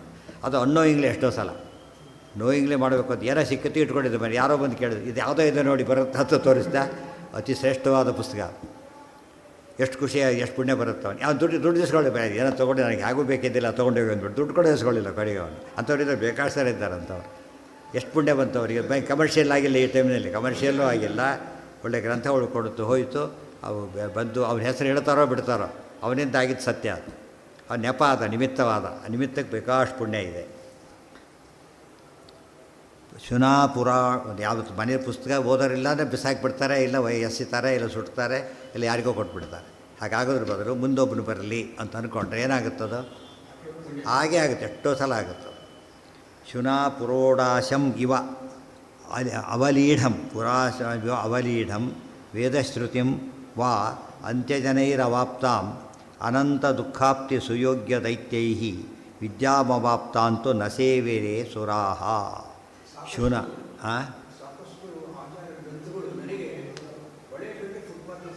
ಎಲ್ಲಿ ಸಿಗ್ತ ಸಿಕ್ತು ಅಲ್ಲ, ಈಗ ಹೋದ್ರೆ ಈಗಲೂ ಸಿಗುತ್ತೆ ನಿಮಗೆ, ಪ್ರತಿ ದಿವಸವೂ ಸಿಗುತ್ತೆ ಹೋದರೆ ಅಲ್ಲಿ. ಅದರಲ್ಲಿ ಇದೆಯಲ್ಲ ಬರೀ ಸೆಕೆಂಡ್ ಹ್ಯಾಂಡ್ ಬುಕ್ಸ್ ದಾರಿ ಇಟ್ಕೊಂಡು ಕೂತಿರ್ತಾರಲ್ಲ, ಎಷ್ಟೋ ಸರ್ತಿ ನಮ್ಮ ಪುಸ್ತಕ ಔಟ್ ಆಫ್ ಪ್ರಿಂಟ್ ಆಗಿದೆ ಅಲ್ಲಿ ಸಿಗುತ್ತೆ ಎಷ್ಟೋ ಅಲ್ಲಿ ಹೋದರೆ ನೋಡ್ಕೊಂಡ್ರೆ ಅವ್ನು ನಾವು ಕೊಟ್ಟು ಡಬಲ್ ರೇಟಿಗೆ ತೊಗೋಬೇಕು ಕೆಲಸ ಅವ್ರಿಗೆ ಗೊತ್ತಾಗುತ್ತೆ, ಇವ್ರು ತೊಗೋತಾರೆ ಜಾಸ್ತಿ ಹೇಳ್ತಾರೆ ತೊಗೊಳ್ಳೇಬೇಕಾಗುತ್ತೆ ಅಂಥೇಳಿ ಅಲ್ಲಿ ಹೇಳಿದ್ನಲ್ಲ. ಬಿಟ್ಬಿಡಿ, ಮೂಲ ಸುಧಾರಣೆ ಸಿಗುತ್ತೆ ನೀವು ಬೇಕಾದರೆ, ಸ್ವರ್ಮೂಲಗಳು ಸಿಗುತ್ತೆ. ಶುನ ಪುರೋಡ ಇತ್ತೀಚಿನ ಅಷ್ಟು ದೊಡ್ಡ ದೊಡ್ಡ ಗ್ರಂಥಗಳು ಆ ರೀತಿ ಹಾಕೋರಿದ್ದಾರೆ ಅಂದರೆ ಎಷ್ಟು ಯೋಗ್ಯತೆ ಇರಬೇಕು ಅವ್ರಿಗೆ. ಅದೇನು ಭಾರಿ ತೊಗೊಳ್ಳೋದು ಭಾರಿ ಕಡಿಮೆ ಅವರು, ಮಾರೋದು ಹೆಚ್ಚಕ್ಕೆ, ತೊಗೊಳ್ಳೋದು ತೀರ ಕೆಲವು ಥ್ರೋವೇ ಪ್ರೈಸ್ ಇದ್ದಾಗ. ಒಂದು 10 ಪುಸ್ತಕ ಕೊಡಿ ನಿಮಗೆ, ಎಲ್ಲಕ್ಕೆ ಒಂದು 5 ರೂಪಾಯಿ ಕೊಡ್ತೀರಿ ಅಂತ ಅಷ್ಟು. ಬಿಡಿಸಿದ್ರೆ 1000 ರೂಪಾಯಿ ಇರುತ್ತೆ, ಒಂದು 5 ರೂಪಾಯಿ ಬೇಕಾಗ್ತದೆ. ಇವರೇನು ಮಾಡ್ತಾರೆ, ಪುಸ್ತಕ ಹೋದ್ರೆ ಸಾಕು ಮನೆಯಿಂದ ಅಂತೇಳಿ ಹೋಗಿ ತೊಗೊಂಡೋಗು ಅಂತ ಹೇಳ್ತಾರೆ. ಶುನಾ ಪುರೋಡಾಶಮಿವ ಅವಲೀಢಂ. ಆದರೆ ಇದು ಸರಿಯಲ್ಲ. ಯಾಕೆ? ಶುನಾ ಪುರೋಡಾಶಮಿವ ಅವಲೀಢಂ ಈ ಪದ ಎಲ್ಲಿ ಬಂದಿದೆ ಗೊತ್ತಾ? ಮಧ್ಯದಲ್ಲಿ ಉಪಯೋಗಿಸ್ಕೊಂಡಿದ್ದಾರೆ, ಆಚಾರ್ಯ ಮಾತನ್ನೇ ಉಪಯೋಗಿಸ್ಕೊಂಡಿದ್ದಾರೆ ಅವರು. ಶುನಾ ನಾಯಿಯಿಂದ, ಪುರೋಡಾಶ ಏನದು ಶ್ರೇಷ್ಠ ಹವಿಸ್ಸು, ಅದನ್ನು ನಾಯಿ ತಿಂತಾಯಿದೆ. ಎಲ್ಲಿ ಹಾಕಬೇಕಿತ್ತು ಅದನ್ನು? ದೇವತೆಗೆ ಸಲ್ಲಬೇಕಾದ್ದನ್ನು ನಾಯಿ ತಿಂತಾಯಿದೆ ಅಂದರೆ ಎಷ್ಟು ಆಸ್ತಿ, ಯಾರು ನೋಡೋಕ್ಕಾಗತ್ತಾ ಅದನ್ನು? ಅವಲೀಢಂ ವೇದಶ್ರುತಿಂವ. ಹಿಂದೆಲ್ಲ ಇಲ್ಲಿ ಸ್ಟೂಡೆಂಟ್ ಆಗಿದ್ದ ಬಳೆ ಆ ಕಡೆಗೆ ಹೋದ ಕಾಲಕ್ಕೆ ನೋಡಿಬಿಟ್ಟು ಎಷ್ಟೆಷ್ಟು ಪುಸ್ತಕ ಇದೆ, ಒಂದೊಂದೇ 10 ಕಾಪಿ ಇರೋವು ಎಲ್ಲ ಕೊಂಡ್ಕೊಂಡು ಹೋದ್ರೆ ಬರೀ ಮತ್ತೊಂದು 10 ಕಾಪಿ ತರ್ತೀವಿ. ಎಷ್ಟೊತ್ತು ಕೊಂಡ್ಕೊಳಕ್ಕಾಗುತ್ತೆ? ಅಲ್ಲಿ ಯಾಕೆ ಕೊಂಡ್ಕೊಂಡ್ರೆ ಅಲ್ಲೆಲ್ಲ ಹಾಳಾಗಬಾರ್ದು, ಯಾರ್ಯಾರು ತೊಗೊತದ್ದು ಬಿಟ್ಟರೆ ಸಾಲು ತೊಗೊಳಕ್ಕೆ ಸಾಧ್ಯನೇ ಇಲ್ಲ. ಅಂಥ ಸ್ಥಿತಿ ಅಷ್ಟು ಜನ ಕೊಟ್ಬಿಟ್ಟಿರ್ತಾರೆ. ಅದನ್ನೆಲ್ಲ ಯೋಚನೆ ಮಾಡಬೇಕಾಗ, ಸಹಿಸ್ಲಿಕ್ಕೆ ಸಾಧ್ಯ ಇಲ್ಲ ಅದನ್ನು. ನಮ್ಮ ಒಳ್ಳೆ ಪುಸ್ತಕಗಳು ಹೋಗುತ್ತಲ್ಲ ಅಂತ ಅನಿಸುತ್ತೆ. ಕೆಲಸ ತೊಗೊಳಕ್ಕೆ ಸಾಧ್ಯವಿಲ್ಲದಷ್ಟು ಅಲ್ಲಿ ರಾಶಿ ಬಿದ್ದಿರುತ್ತೆ. ಆ ದೇವತೆಗಳು ನೋಡಿದರು, ಸಿಟ್ಟು ಬಂತವರಿಗೆ, ಇದು ತಪ್ಪಿಸ್ಬೇಕು ಅಂತ ಪ್ಲ್ಯಾನ್ ಮಾಡಿ. ವೇದಶ್ರುತಿಂ ವಾ ಅಂತ್ಯಜನೈರವಾಪ್ತಂ. ವೇದಂ ಅನ್ನಲಿಲ್ಲ, ವೇದಶ್ರುತಿಂ ಅಂತ ಹೇಳಿದರು. ವೇದ ಶ್ರವಣ ಅಂತ ಅರ್ಥ. ಯಾರು ವೇದ ಅನಧಿಕಾರಿಗಳು ಅವ್ರ ಕೈಲಿ ಏನು ಸಿಕ್ತೋ, ವೇದಗಳು ಸಿಕ್ತು, ಅವರೆಲ್ಲ ವೇದಾಧ್ಯಯನ ಶುರು ಮಾಡಿಬಿಟ್ರು. ಇಲ್ಲಿ ಶಾವಾ ಪುರೋಡಾಶಂ ಒಂದು, ಇದು ಒಂದು, ಅದೆಲ್ಲ ಉಪಯೋಗಿಸ್ಕೊಂಡಿದ್ದಾರೆ. ಅನಂತ ದುಃಖಾಪ್ತಿ ಸುಯೋಗ್ಯ ದೈತ್ಯ, ಇವರೆಲ್ಲ ಎಂಥವರು? ಅನಂತ ದುಃಖಾಪ್ತಿ ಪದ ಹೇಗೆ ಉಪಯೋಗಿಸ್ತಾರೆ? ಯೋಗ್ಯ ದೈತ್ಯ ಹೇಳಿದರು. ದೈತ್ಯರಲ್ಲಿ ಯೋಗ್ಯರಿರ್ತಾರ ಅಂದ್ಕೊಂಡಾಗಾಯ್ತು. ಸುಯೋಗ್ಯ ದೈತ್ಯ ಇನ್ನೂ ಆಶ್ಚರ್ಯ, ಭಾರಿ ಯೋಗ್ಯ ದೈತ್ಯರು ಅಂತ ಹೇಳಿದರು. ಏನು ಹೀಗೆಲ್ಲ ಬರೀತಾರೆ ಅಂತ ಕೇಳಿ ಹಿಂದೆ ಹೇಳ್ತಾರೆ. ಅನಂತ ದುಃಖಾಪ್ತಿ, ಅನಂತ ದುಃಖ ಹೊಂದಲಿಕ್ಕೆ ಭಾರಿ ಯೋಗ್ಯರಾದವರು. ಯಾವುದಕ್ಕೆ ಅವರ ಭಾರಿ ಯೋಗ್ಯರೇ ಅಂತ ಹೇಳೋದು, ತೊಳ್ಳಕ್ಕೆ, ಇದಕ್ಕೆ ಒಳಗೆ ಕರ್ಕೊಳ್ಳೋಕ್ಕಲ್ಲ, ಭಾರಿ ಯೋಗ್ಯ ಅಂತ ಹೇಳಿದರೆ ಹಾಗೋ ಹಾಗೆ. ಅನಂತ ದುಃಖಾಪ್ತಿ ಸುಯೋಗ್ಯ ಅವರೆಲ್ಲ ದೈತ್ಯರವರೆಲ್ಲ. ಆದ್ದರಿಂದ ಅನಂತ ದುಃಖ ಆದರೆ ಅನ್ನದ್ದಮಸ್ಸು ಅಂತ ಅರ್ಥ. ಅನಂತ ಸುಖ ಆದರೆ ಮೋಕ್ಷ ಹೇಗೋ, ಅನಂತ ದುಃಖ ಆದರೆ ಅನ್ನಂತಮಸ್ಸು. ಅದಕ್ಕೆ ಯೋಗ್ಯರಾದ ಜನ ಈ ಪುಸ್ತಕ ಇಟ್ಕೊಂಡು ಕೂತಿದ್ದಾರೆ. ಏನು ಮಾಡಬೇಕು? ವಿದ್ಯಾಮವಾಪ್ತ ಅಂತೂ ನಸೇಹಿರೇನ್ ರುರಾಹ. ದೇವತೆಗಳು ನೋಡಿದರೂ ಸಹಿಸ್ಲಿಕ್ಕಾಗಲಿಲ್ಲ. ಇದು ಸರಿ ಮಾಡಬೇಕು ಅಂತ ಯೋಚನೆ ಮಾಡಿ. ಅವ್ರಿಗೆ ಯಾಕೆ ಕೆಲಸ ಅಂದರೆ ಅವ್ರ ಕಸ್ಟೋಡಿಯನ್ಸ್, ಅವರು ಸಂಬಂಧಪಟ್ಟವರಾದ್ದರಿಂದ ಅವರ ಯೋಚನೆ ಕಂಡುಕೊಂಡು ಯಾಕೆ ಹೊಟ್ಟೆ ಉರಿತದೆ. ಯೋಗ್ಯ ಪದಾರ್ಥ ಅಯೋಗ್ಯರ ಕೈಲಿ ಸಿಕ್ಕ ದುಃಖ ಆಗೋದು, ಅದ್ರ ಮಹತ್ವ ತಿಳ್ಕೊಂಡು ಯೋಗ್ಯರಿಗೆ ಮತ್ತು ಉಳಿದೋರಿಗೆ ದುಃಖ ಆಗೋದಿಲ್ಲ. ಅದರಿಂದ ವೇದ ಅದೇ ಹೇಳ್ತಿದ್ದು, ವೇದದ ಶ್ರವಣ ಅಂತ ಅರ್ಥ. ಶ್ರುತಿ ಅಂದರೆ ಶ್ರವಣ, ವೇದ ಅಂದರೆ ವೇದ ಶ್ರುತಿ ಅಂತ ಅರ್ಥ ಇದೆ. ಇಲ್ಲಿ ಶ್ರುತಿ ಶ್ರವಣ. ಶ್ರುತಿ ವಿಪ್ರತಿಪನ್ನಾತೆ ಯಥಾಸ್ಥಾಸ್ಯತೆ ನಿಶ್ಚಲ, ಡಿಕ್ಷನರಿ ಮೀನಿಂಗೇ ಅದು. ಆಗ ನೋಡಿದರು, ನಾವಾಗತಿ ಕ್ವಾಪಿ ಸುವೇದಿನಾಂ ಭವೇತ್ ಪ್ರಾಪ್ಯಂ ಸುಖಂ ನಿತ್ಯಮವಶ್ಯಮೇಭಿ ಪ್ರಾಪ್ಯಂ ತಮೋಂಧಂ ತ್ವಸರೈರ್ನ ಮುಕ್ತಿ ಕದಾಚಿದಾಪ್ಯ ಇತಿ ಅಚಿಂತಯತ್ ಸುರಾಹ. ಇದೇನು ಚಿಂತನೆ ಮಾಡಿದ್ರು ಹೇಳ್ತಾರೆ. ಈಗ ಸಹಿಸ್ಲಿಕ್ಕಾಗಲಿಲ್ಲ. ಏನು ಚಿಂತನೆ ಮಾಡಿದರು ಅಂದರೆ, ಅವಾಗತಿ ಕ್ವಾಪಿ ಸುವೇದಿನಾಂ ಭವೇತ್ ಸುಖಂ ನಿತ್ಯಂ ಅವಶ್ಯಂ ಏಭಿ ಪ್ರಾಪ್ಯಂ ತಮಃ ಅಂಧಂ ತಮಃ ತು ಅಸುರೈ ನ ಮುಕ್ತಿ ಕದಾಚಿದಾಪ್ಯ ಏತತ್ ಅಚಿಂತಯನ್ ಸುರಾಹ. ಈ ರೀತಿ ದೇವತೆಗಳು ಆಲೋಚನೆ ಮಾಡಿದರು. ಏನದು ಅಂದರೆ, ನ ಅವಾಗತಿ ಕ್ವಾಪಿ ಸುವೇದಿನಾಂ ಭವೇತ್. ಒಳ್ಳೆಯ ಪಾಂಡಿತ್ಯ ಜ್ಞಾನ ಬಂದರೆ ಏನಾಗಬಾರ್ದು, ಅವರಿಗೆ ದುರ್ಗತಿ ಆಗಬಾರ್ದು. ಯಾತಕ್ಕೆ? ಅಷ್ಟರ ಮಟ್ಟಿಗೆ ಒಂದು ಬೆಲೆ ಇದೆ. ಚಿನ್ನನೇ ಅಯೋಗ್ಯನ ಕೈಲಿದೆ, ಆದರೆ ಅವನಿಗೆ ಉಪಯೋಗ ಇಲ್ಲ. ಬಟ್ ಚಿನ್ನಕ್ಕೆ ಬೆಲೆ ಇದೆ. ಅದರಿಂದ ಚಿನ್ನನ ಏನು ಮಾಡಬೇಕು, ನಾವೇ ಉಪಾಯವಾಗಿ ಚಿನ್ನನ ಕಾಪಾಡಬೇಕು. ಅವನ ಕೈಯಿಂದ ಎತ್ಕೋಬೇಕದ. ಅರ್ಥ ಆಯ್ತಾ? ಅವರಿರೋವರೆಗೂ ಏನಾಗಲ್ಲ, ಅವರಿಗೆ ಅದು ಅವಾಗತಿ ಆಗೋದಿಲ್ಲ. ಅಂದರೆ ದುರ್ಗತಿ ಆಗೋದಿಲ್ಲ. ಅದು ಇಟ್ಕೊಂಡಿದ್ದು ದುರ್ಗತಿ ಆಗೋದಿಲ್ಲ. ಸುವೇದಿನಾಂ ಭವೇತ್ ಪ್ರಾಪ್ಯಂ ಸುಖಂ ನಿತ್ಯಂ ಅವಶ್ಯಮೇಭಿ. ಆ್ಯಸ್ ಪರ್ ರೂಲ್ ಏನಾಗಬೇಕು ಅವ್ರಿಗೀಗ? ಸುಖ ಕೊಡಬೇಕು ಅವ್ರಿಗೀಗ. ಯಾಕೆಂದರೆ ವಿದ್ಯೆ ಇರೋದರಿಂದ ಸುಖ ಕೊಡಬೇಕು. ಅಯೋಗ್ಯನೇ ಡಾಕ್ಟ್ರು ಔಷಧಿ ಕೊಟ್ಟರೆ ಒಳ್ಳೆ ಔಷಧಿ ಗೊತ್ತು ಅವನಿಗೆ, ಕರ್ಕೊಂಬರ್ಬೇಕಾಗ್ತದೆ. ಕುಡ್ಕೊತಾನೆ, ಕುಡಿದು ಕಾದು ಸರಿ ಹೋಗಿ ಕೂತ್ಕೊಂಡು ವರ್ಷ ಹೋಗ್ಬೇಕು. ಮುಖ್ಯ ನಮಗೇನಾಗಬೇಕೀಗ? ಈ ಉಪಯೋಗ ಆಗಬೇಕು ಅದರಿಂದ. ಆದರೆ ಅವನಿಗೆ ಉಪಯೋಗ ಇಲ್ಲ ಅದರಿಂದ. ಅದಕ್ಕೇನು ಮಾಡಬೇಕು ಅಂದರೆ ಇದಿಷ್ಟು ನಿಯಮ ಇದೆ. ಅವಾಗತಿ ಇವತ್ತು ಎಷ್ಟೋ ಸತ್ತು ಹೇಳ್ತಾರೆ, ನಮಗೆ ಗೊತ್ತು ಕ್ರಿಮಿನಲ್ ಅಪ್ಲೈ ಮಾಡಿಬಿಟ್ಟಿದ್ದಾನೆ, ಸೀಟು ಸಿಗ್ತದೆ, ಎಲೆಕ್ಟು ಆಗಿಬಿಡ್ತಾನೆ. ಯಾಕೆ ಆ್ಯಸ್ ಪರ್ ರೂಲ್ಸ್ ಏನು ಮಾಡೋಂಗಿಲ್ಲ ಅವನ್ನ. ಇವತ್ತು ನಡೀತಿರೋದು ಹಾಗೆ ತಾನೆ, ರೂಲ್ಸ್ ಪ್ರಕಾರ ಅವ್ನು ಈಸ್ ಓಕೆ. ಬಟ್ ನಮಗೆ ಗೊತ್ತು ಏನಂತ ಸಿಗಬಾರ್ದು ಅಂತೇಳಿ. ಅಷ್ಟು ಸುಲಭನ ತೆಗಿಲಿಕ್ಕೆ ಸುಪ್ರೀಂ ಕೋರ್ಟ್ಗೆ ಹೋದ್ರೂ ಆಗೋದು ಕೆಲವು ಸಲ. ರೂಲ್ಸ್ ಪ್ರಕಾರ ಸರಿ ಇದೆ. ಅಲ್ಲಿ ಅವನಿಗೆ ಪ್ರಿಸ್ಕ್ರೈಬ್ ಮಾಡೋ ರೂಲ್ಸ್ ಅವನ ಯೋಗ್ಯತೆ ಅವನ ಹತ್ರ ಇದೆ ಅಷ್ಟೇ, ಬೇರೆ ಯೋಗ್ಯತೆ ಇಲ್ಲ. ಆ ಯೋಗ್ಯತೆ ಇದೆ, ಯಾವುದೋ ಇದೆ. ಅವನು ಪ್ರೂವ್ ಮಾಡೋಕ್ಕೆ ನಮ್ಮಲ್ಲಿ ಇದಿಲ್ಲ, ಪ್ರೂವ್ ಮಾಡೋದಕ್ಕೆ ನಮ್ಮ ಮೊದಲಿಲ್ಲ. ಪ್ರೂವ್ ಮಾಡಿದರೂ ಅದನ್ನು ಕೇಳೋಕ್ಕೆ ಅವ್ರು ತಯಾರಿಲ್ಲ. ಆ ರೀತಿಯೂ ಆಗ್ಬೋದು ಹೇಳಬೇಕಾದ್ರೆ. ಅಂಥ ಹೊತ್ತಿನಲ್ಲಿ ಒಯ್ಲವರೆಲ್ಲ ಯೋಚನೆ ಮಾಡಬೇಕಾದ್ರೆ ಸುಖಂ ಅವರಿಗೆ ಜ್ಞಾನನೂ ಉಳಿಬೇಕು. ಸುವೇದಿನ ಆದ್ದರಿಂದ ಜ್ಞಾನಗಳು, ಜ್ಞಾನ ಇದ್ದಲ್ಲಿ ಸುಖ ಕೊಡಬೇಕು. ಅದೆಲ್ಲ ಕೂಡ ನಿಯಮ. ಅದಕ್ಕಾಗಿ ಪ್ರಾಪ್ಯಂ ತಮೋಂಧಂ ತು ಅಸುರೈಹಿ. ನಿಜವಾಗಲೂ ಅವರಿಗೆ ಒಳ್ಳೆಗತಿ ಆಗಬಾರ್ದು ಅಲ್ಲ, ಕೆಟ್ಟಗತಿ ಆಗಬೇಕು ಕೂಡ. ಮುಕ್ತಿ ಆಗಕೂಡ್ದು ಕದಾಚಿದಾಪ್ಯ. ಏನು ಹಾಳಾಗಿ ಹೋಗಲಿ, ತುಂಬ ಜನ ಇದ್ದಾರೆ, ಒಬ್ಬನು ಹೋಗಲಿ ಅಂತ ಅನ್ನಬಾರ್ದು ಮುಕ್ತಿಗೆ. ಒಂದು ಸಟ್ ಮಾಡಿದ್ರೆ ಏನಾಗುತ್ತದೋ ಬೆಳಗ್ಗೆ ಅದು ಮುಕ್ತಿ. ಯಾತಕ್ಕೆ ಕೆಟ್ಟಿಲ್ಲ ಅಂದರೆ ದೇವರ ರಕ್ಷಣೆಯಲ್ಲಿರೋದು. ಒಬ್ಬ ಯೋಗ್ಯ ಅನಂತ ಕಾಲ ಹೋಗಿದೆ, ಒಬ್ಬನಾರು ಒಳಗೆ ಸೇರಿಕೊಂಡಿದ್ದಾನೆ ಅಯೋಗ್ಯ? ಸೇರಿಕೊಂಡಿಲ್ಲ. ಅಂದಂಥ ಬಸ್ಸಿಗೆ ಒಬ್ಬ ಯೋಗ್ಯನೂ ಕೂಡ ಹೋಗಿಲ್ಲ. ಇದಕ್ಕೆ ಹೋಗಿ ಇಲ್ಲಿ ಒಳ್ಳೆಯವರು ಜೈಲಿಗೆ ಬಿದ್ದದ್ದಿದ್ದೆ ಕಥೆ. ನಿರಪರಾಧಿಗಳನ್ನ ಜೈಲಿಗೆ ಹಾಕಿದ ಕೇಸ್ ಬೇಕಾಷ್ಟು ನೋಡ್ತೇವೆ ನಾವು. ಆದರೆ ಅದು ದೇವರ ಸರ್ಕಾರದಲ್ಲಿ ಅಂಥ ಅನ್ಯಾಯ ಆಗೋದೇ ಇಲ್ಲ. ಯಾಕೆ ಆಗೋದಿಲ್ಲ ಅಂದರೆ ಇಲ್ಲಿ ಪರಮಾತ್ಮ ಇವರಿಗೆಲ್ಲ ಕೆಲಸ ಕೊಟ್ಟಿದ್ದಾರೆ ವಾಚ್ ಮಾಡಲಿಕ್ಕೆ. ದೇವರು ತಾನೇ ಮಾಡ್ತಾನೆ ವಿಚಾರ ಬೇರೆ, ಉಳಿದವರಿಗೆ ಸಾಧನೆ ಆಗಲಿಕ್ಕೋಸ್ಕರ ಕೊಟ್ಟಿದ್ದಾನೆ. ಕದಾಚಿತ್ ಏತ ಅಚಿಂತಯನ್ ಸುರಾಹ.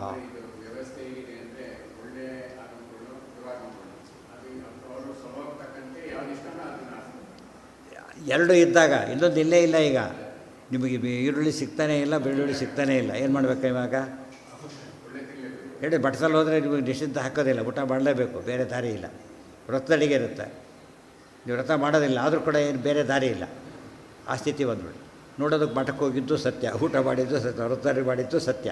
ಇಷ್ಟಾದರೂ ಕೂಡ ಏನಲ್ಲ, ಅವನು ವ್ರತ ಮಾಡೋನಲ್ಲ.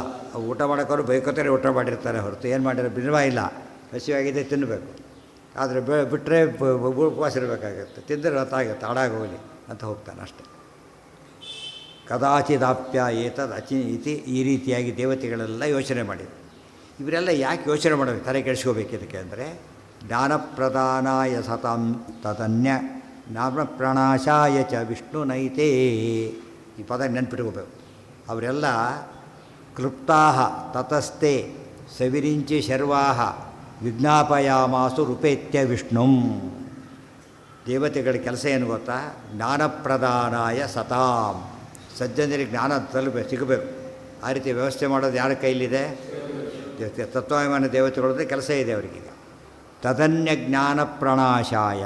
ಮತ್ತು ಅವರಿಗೆ ಅಜ್ಞಾನ ಗುಡಿದವರಿಗೆ ಜ್ಞಾನ ಹೋಗಬೇಕು, ಇವರಿಗೆ ಜ್ಞಾನ ಬರಬೇಕು. ಆ ವ್ಯವಸ್ಥೆ ಮಾಡಬೇಕು ಇವರು. ಜೊತೆ ಇದೆಲ್ಲ ವಿಷ್ಣುನೇತೇ ಕ್ಲುಪ್ತ. ಅವರೆಲ್ಲ ಅಪಾಯಿಂಟೆಡ್, ಕ್ಲುಪ್ತ ಅಪಾಯಿಂಟೆಡ್. ದೇವತೆಗಳ ಕೆಲಸನೇ ಹಾಗೆ ಮಾಡೋದು. ಅದಕ್ಕೇ ಅದು ಅಧ್ವಾತಾರ ಕಾಲಕ್ಕೆ ಏನು ಮಾಡಿದ್ರು ಅವರು? ದೇವಾ ಚತುರ್ಮುಖ ಮುಖಾಹ ಶರಣಂ ಪ್ರಜಗ್ಮು. ದುಃಖ ಪಡ್ತಿರೋದು ಇವರು, ಶರಣ ಹೊಂದಿದ್ದವರು. ಇವರು ಶರಣ ಹೊಂದೋದು ಗೊತ್ತಿಲ್ಲ ಈ ಜನಗಳಿಗೆ. ಇವ್ರು ಹೊಂದಿದ್ರೆ ಕೆಲಸ ಆಗೋದಿಲ್ಲ.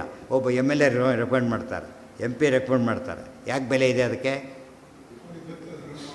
ಆ ಪವರ್ ಆಗಿದೆ. ಒಬ್ಬ ವ್ಯಕ್ತಿಯಾಗಿ ಅಲ್ಲ, ಅವನು ಏನಾಗ್ತಾನೆ, ಅವನೀಗ ಅಷ್ಟು ಜನ ರೆಪ್ರೆಸೆಂಟ್ ಮಾಡ್ತಾನೆ, ಗೊತ್ತಾಯ್ತಾ? ಅವಾಗ ರೆಸ್ಪಾಂಡ್ ಮಾಡಬೇಕಾಗುತ್ತೆ.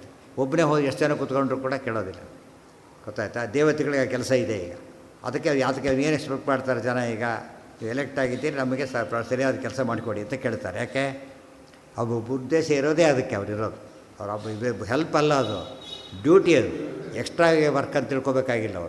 ಅವ್ರ ಡ್ಯೂಟಿ ಇರೋದೇ ಅದಕ್ಕೋಸ್ಕರ. ಅವ್ರು ಕ್ಲುಪ್ತ. ಈ ಪೊಲೀಸರು ಇರ್ತಾರೆ, ಕಳ್ಳನ ಹಿಡಿಲಿಕ್ಕೆ ಅಪಾಯಿಂಟ್ ಆಗಿರೋದು ಅವರು. ಅವರೇ ಬಿಟ್ಟುಬಿಟ್ರೆ ಅದು ಹೇಳಬೇಕು. ಅವ್ರು ಆಗದೆ ಹೋದಾಗ ಆಗೋದಿಲ್ಲ ಅಂತಲೂ ಹೇಳಬೇಕು. ಯಾರಿಗೆ ಏನು ಯಾರ ಕೈಲಾಗುತ್ತೆ ಅಂತಲೇ ಹೇಳಬೇಕು. ಜವಾಬ್ದಾರಿ ಅವ್ರಿಗೆ ಕೊಟ್ಟಿರೋದ್ರಿಂದ. ಉಳಿದವ್ರು ಮಾಡಿದರೆ ಉಳಿದವ್ರು ಮಾಡಬಾರ್ದು ಅಲ್ಲ.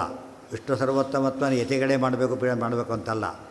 ತಿಳಿದ ಯಾರು ಬೇಕಾದ್ರೂ ಮಾಡಬೇಕು. ಪ್ರತಿಯೊಬ್ಬ ತಿಳಿದವನಿಗೂ ರೆಸ್ಪಾನ್ಸಿಬಿಲಿಟಿ ಅದು, ಕಮಿಟ್ಮೆಂಟ್. ಓದಿದ ತಕ್ಷಣ ಏನು ಕಮಿಟ್ಮೆಂಟ್ ಇದೆ ಅವನಿಗೆ? ಡಾಕ್ಟ್ರ್ ಆದ ತಕ್ಷಣ ಏನು ಜವಾಬ್ದಾರಿ ಬಂತು ಅವನಿಗೆ? ಬರೀ ಸರ್ಜನ್ಸು ಸೇವೆ ಮಾಡಬೇಕಲ್ಲ, ತನ್ನ ಕೈಲಾದ ಸೇವೆ ಮಾಡಲೇಬೇಕು. ಅದೇ ರೀತಿಯೇ ಕೃಪ್ತಾಸ್ತತಸ್ತೆ ಸವಿರಿಂಚಿ ಶರ್ವಾಹ, ಯಾರ್ಯಾರು ಅಲ್ಲ ಬ್ರಹ್ಮರುದ್ರಾದಿ ದೇವತೆಗಳು ಅವರೆಲ್ಲರಿಗೂ ದೊಡ್ಡ ಕೆಲಸ ಇದು. ಅದಕ್ಕೆ ಅವರೆಲ್ಲ ಏನು ಮಾಡಿದರು, ವಿಜ್ಞಾಪಯಾಮಾಸು ರೂಪೇತ್ಯ ವಿಷ್ಣು, ದೇವರ ಹತ್ರ ಹೋದರು, ವಿಜ್ಞಾಪನೆ ಮಾಡಿದರು. ಪರಿಸ್ಥಿತಿ ಹೀಗಿದೆ, ಈಗ ದುಷ್ಟರೆಲ್ಲ ಹುಟ್ಟಿದ್ದಾರೆ, ಸಚ್ಚಾಸ್ತ್ರ ಓದಿಬಿಟ್ಟಿದ್ದಾರೆ, ದುಶ್ಚಾಸ್ತ್ರ ಓದೋದು ದುಶ್ಚಾಸ್ತ್ರನೇ ಇಲ್ಲ ಅವರಿಗೆ, ಹಾಗಾದ್ರೆ ಆಗಬಾರ್ದು ಅಂತ ನಿನ್ನೆ ನಿಯಮ ಇದೆ, ಅಗೇನೆಸ್ಟ್ ರೂಲ್ಸ್ ಅದು ವ್ಯವಸ್ಥೆ ನೀನೇ ಮಾಡಬೇಕು ಅಂತ ಕೇಳಿಕೊಂಡ್ರು. ರಿಪೋರ್ಟ್ ಮಾಡಬೇಕು ಅವರು ಫಸ್ಟ್, ಡಿಪಾರ್ಟ್ಮೆಂಟ್ ಏನು ಆಗಿದೆ ಅಂತ ಕೇಳಿಕೊಂಡ್ರೆ ಕೇಳಿದಾಗ ಕೂಡ ತಪ್ಪೇ ಒಂದು. ಸುಮ್ಮನೆ ಕೂತಿದ್ದೆ ನಾನು ಪುಸ್ತಕನೇ ಎಲ್ಲ ಪಾಠ ಮಾಡಲಿ, ಪುಸ್ತಕ ಇಲ್ಲ ಅಂತ ಯಾಕೆ ಕೇಳಲಿಲ್ಲ ಅಂತ ಕೇಳ್ತಾರೆ. ರಿಪೋರ್ಟ್ ಮಾಡಬೇಕು, ನಿಮ್ಮ ರಿಪೋರ್ಟ್ ಮಾಡಿ ಕೊಡದೆ ಹೋದರೆ ಇವರು ತಪ್ಪು, ಅವರು ತಪ್ಪಲ್ಲ. ಅದಕ್ಕೆ ಹೊರ ರಿಪೋರ್ಟ್ ಮಾಡಿದರು. ವಿಷ್ಣು ಗೊತ್ತಾಗಬಾರ್ದು ಅಂತ ಕೇಳಿದರೆ ಗೊತ್ತಾಗುತ್ತೆ, ಇವ್ರ ಸಾಧನೆ ಇವರಿಗೆ ಆಗಬೇಕಲ್ಲ, ಸಾಧನೆ ಆಗಲಿಕ್ಕೋಸ್ಕರ ಹುಟ್ಟಿಸಿರೋದು ಇವ್ರನ್ನೆಲ್ಲ ಕೊಡಿ. ಹಾಗಿದ್ರೆ ಯಾರೂ ಬೇಕೇ ಇಲ್ಲ ದೇವರಿಗೆ. ಬಸ್ ಟಕ ಮುಕ್ತಿ ಕೊಡೋದು ಯಾರು ಕೊಟ್ಟು ಹೋಗ್ತಿರ್ಬೋದು, ಇವ್ರಿಗೆ ಮುಕ್ತಿ ಇವರಿಗಿದೆ, ಇವ್ರಿಗೆ ಮುಕ್ತಿ ಇವ್ರಿಗೆ ತಪಸ್ಸು ಅಂತ ಎಲ್ಲರಿಗೂ ದೇವ್ರಿಗೆ ಎಲ್ಲ ಕಾಲಕ್ಕೂ ಈ ನೋಸ್ ಎವ್ರಿಥಿಂಗ್. ಅದು ತಕ್ಕಂತೆ ಸಾಧನೆ ಮಾಡಿಸ್ತಾನೆ ಹೊರತು ಮಾಡಿಸ್ಬೇಕಾಗಿಲ್ಲ ತಾನು. ಇವ್ರಿಗೆಲ್ಲ ಏನಾಗ್ತಿತ್ತು ಅದರಿಂದ, ಸಾಧನೆ ರೋಲೇ ಇರ್ತಿರಲಿಲ್ಲ, ಸರಿಯಲ್ಲ. ಅದಕ್ಕಾಗಿಯೇ ದೇವರು ನಿಯಮ ಮಾಡಿದ್ದಾನೆ. ತತಸ್ಥೆ ಸವಿರಿಂಚಿ ಶರ್ವಾಹ ವಿಜ್ಞಾಪಯಾಮಾಸು, ಅದಕ್ಕೆ ಜ್ಞಾಪಯಾಮಾಸು ಬೇರೆ, ವಿಜ್ಞಾಪಯಾಸು ಬೇರೆ. ಜ್ಞಾಪಯಾಮಾಸು ಅಂದ್ರೇನು, ಮರ್ತು ಕೂತಿದ್ದ ಪ್ರಾಣಿ ಜ್ಞಾಪಿಸಿದ್ರು ಅಂತ ಅರ್ಥ. ಇದು ಮರ್ತಿದ್ದಲ್ಲ, ವಿಜ್ಞಾಪನೆ ಮಾಡಿದರು. ಎಷ್ಟು ಬಿ ಸೇರಿಸಿದಷ್ಟು ಎಷ್ಟು ವ್ಯತ್ಯಾಸ ಆಗೋಯ್ತು. ಈಗ ವಿಜ್ಞಾಪಯ ದೊಡ್ಡವ್ರ ಮುಂದೆ ಏನು ಹೇಳ್ತಾರೆ, ತಮ್ಮ ಗಮನಕ್ಕೆ ತರ್ತೀವಿ ಅಂತಾರೆ ಹೊರತು ಉಪದೇಶ ಮಾಡ್ತೀವಿ ಅಂತ ಹೇಳೋದಿಲ್ಲ. This is for your kind information. ಮತ್ತೆ ಇದಕ್ಕಲ್ಲ, ಯಾಕಂದ್ರೆ ನಮ್ಮ ಕೆಲಸ ಆದ್ದರಿಂದ ಹೇಳ್ತೇವೆ ಅಂತ ಹೇಳಬೇಕಲ್ಲ. ಅವ್ರು ಹೇಳಿ ನನಗೆ ಗೊತ್ತಿತ್ತು ಹೋಗ್ರಿ ಸರಿ ಅಂತ ಹೇಳ್ತಾರೆ. ನಮಗೆ ಗೊತ್ತಿತ್ತು, ಒಳ್ಳೆ ಕೆಲಸ ಮಾಡಿದ್ರು, ನನಗೆ ಹೇಳ್ತೀರಿ ಅಂತ ಕೇಳೋದಿಲ್ಲ. ಯಾಕದು ನಮಗೆ ಗೊತ್ತು, ಅವ್ರು ಕಾಯ್ತಾ ಇರ್ತಾರೆ, ಹೇಳ್ತಿ ಕೆಲವು ಸರ್ತಿ ಹೇಳ್ತಾರೆ ಇಷ್ಟನ್ನೇ ಆಗಿದೆ, ಒಂದು ಕಂಪ್ಲೇಂಟ್ ಕೊಡಿ ಅಂತ ಹೇಳ್ತಾರೆ. ಕಂಪ್ಲೇಂಟ್ ಕೊಡಿ, ಹಾಗೆ ಮಾಡಿ ಅಂತ ಹೇಳಬಾರ್ದು. ಅದಕ್ಕೆ ಇವನು ಅಲ್ಲ, ಈಸಿ ಆಗುತ್ತೆ ಅಷ್ಟೇ ಅಲ್ಲ, ಉಳಿದ ಸುಬ್ಸೂರು ಬಂದೇನೆ ಅಂತ ಆಗುತ್ತೆ. ನನ್ನ ಯಾಕೆ ಹುಡ್ಕೊಬಾರ್ದು, ನೀವು ಯಾಕೆ ಬಂದಿರ ನೋಡಿ ಕಂಪ್ಲೇಂಟ್ ಇದೆ ಬಂದಿದೆ, ಅವ ಉತ್ತರ ಕೊಡಬೇಕಾಗತ್ತೆ. ಯಾರು ಕೇಳಿಲ್ಲ, ಎಲ್ಲರೂ ಕೇಳೋಕ್ಕೆ ಹೋಗುತ್ತೆ, ಸುಮ್ಮನೆ ಕೇಳಾಗಿಲ್ಲ. ಅದಕ್ಕಾಗಿಯೇ ವಿಜ್ಞಾಪಯಾಮಾಸು ರೂಪೇತ್ಯ, ಅದಕ್ಕೆ ಬರಿಬೇಕಾರೆ ಅಂತ ಬರೀಬೇಕು. ಜ್ಞಾಪಯಾಮಾಸು ಇತ್ತು, ವಿಜ್ಞಾಪಯಾಮಾಸು ಅಷ್ಟೇ. ದೊಡ್ಡವರಿಗೆ ವಿಜ್ಞಾಪನೆ ಮಾಡಬೇಕೆ ಹೊರತು ಬೋಧನೆ ಮಾಡೋಕ್ಕೆ ಹೋಗಬಾರ್ದು. ವಿಷ್ಣು ಕ್ಷೀರೋದಧೇರುತ್ತರತೀರನಿಷ್ಠಿತೈ ಅಭಿಷ್ಟುತ ಸುಷ್ಟುತಿಭಿ ಪುರುಷ್ಟುತಃ ಪ್ರದಾಯತೇಷಾಪಭಯಂ ರಮಾಪತಿ ಕ್ಷಣಾದಭೂಚಾರುತಮಾಕೃತಿ ಶಿಶು. ಇದೆಲ್ಲ ಹೋಗ್ಬೇಕು, ಎಲ್ಲೆಲ್ಲ ಕೇಳ್ಕೊಳ್ಳಾಗಿಲ್ಲ ಅವರು. ಒಂದು ಜಾಗ ಇದೆ, ಅಲ್ಲಿ ಹೋಗಿ ಕೇಳಬೇಕು. ಏನದು, ಕ್ಷೀರೋದಧೇಹೆ ಉತ್ತರಂ ತೀರಂ, ಕ್ಷೀರ ಸಮುದ್ರದ ಉತ್ತರ ತೀರಕ್ಕೆ ಹೋಗಬೇಕು. ಎಲ್ಲ ಸರ್ತಿ ವಿಜ್ಞಾಪನೆ ಜಾಗ ಅದು ಒಂದೇ, ಕನ್ಸರ್ನ್ಡ್ ಪ್ಲೇಸು, ಕನ್ಸರ್ನ್ಡ್ ಪರ್ಸನ್ನು. ಅಲ್ಲಿ ಹೋಗಿ ಕಂಪ್ಲೇಂಟ್ ಕೊಡಬೇಕು. ಅವ್ರು ಕೊಟ್ಟರು.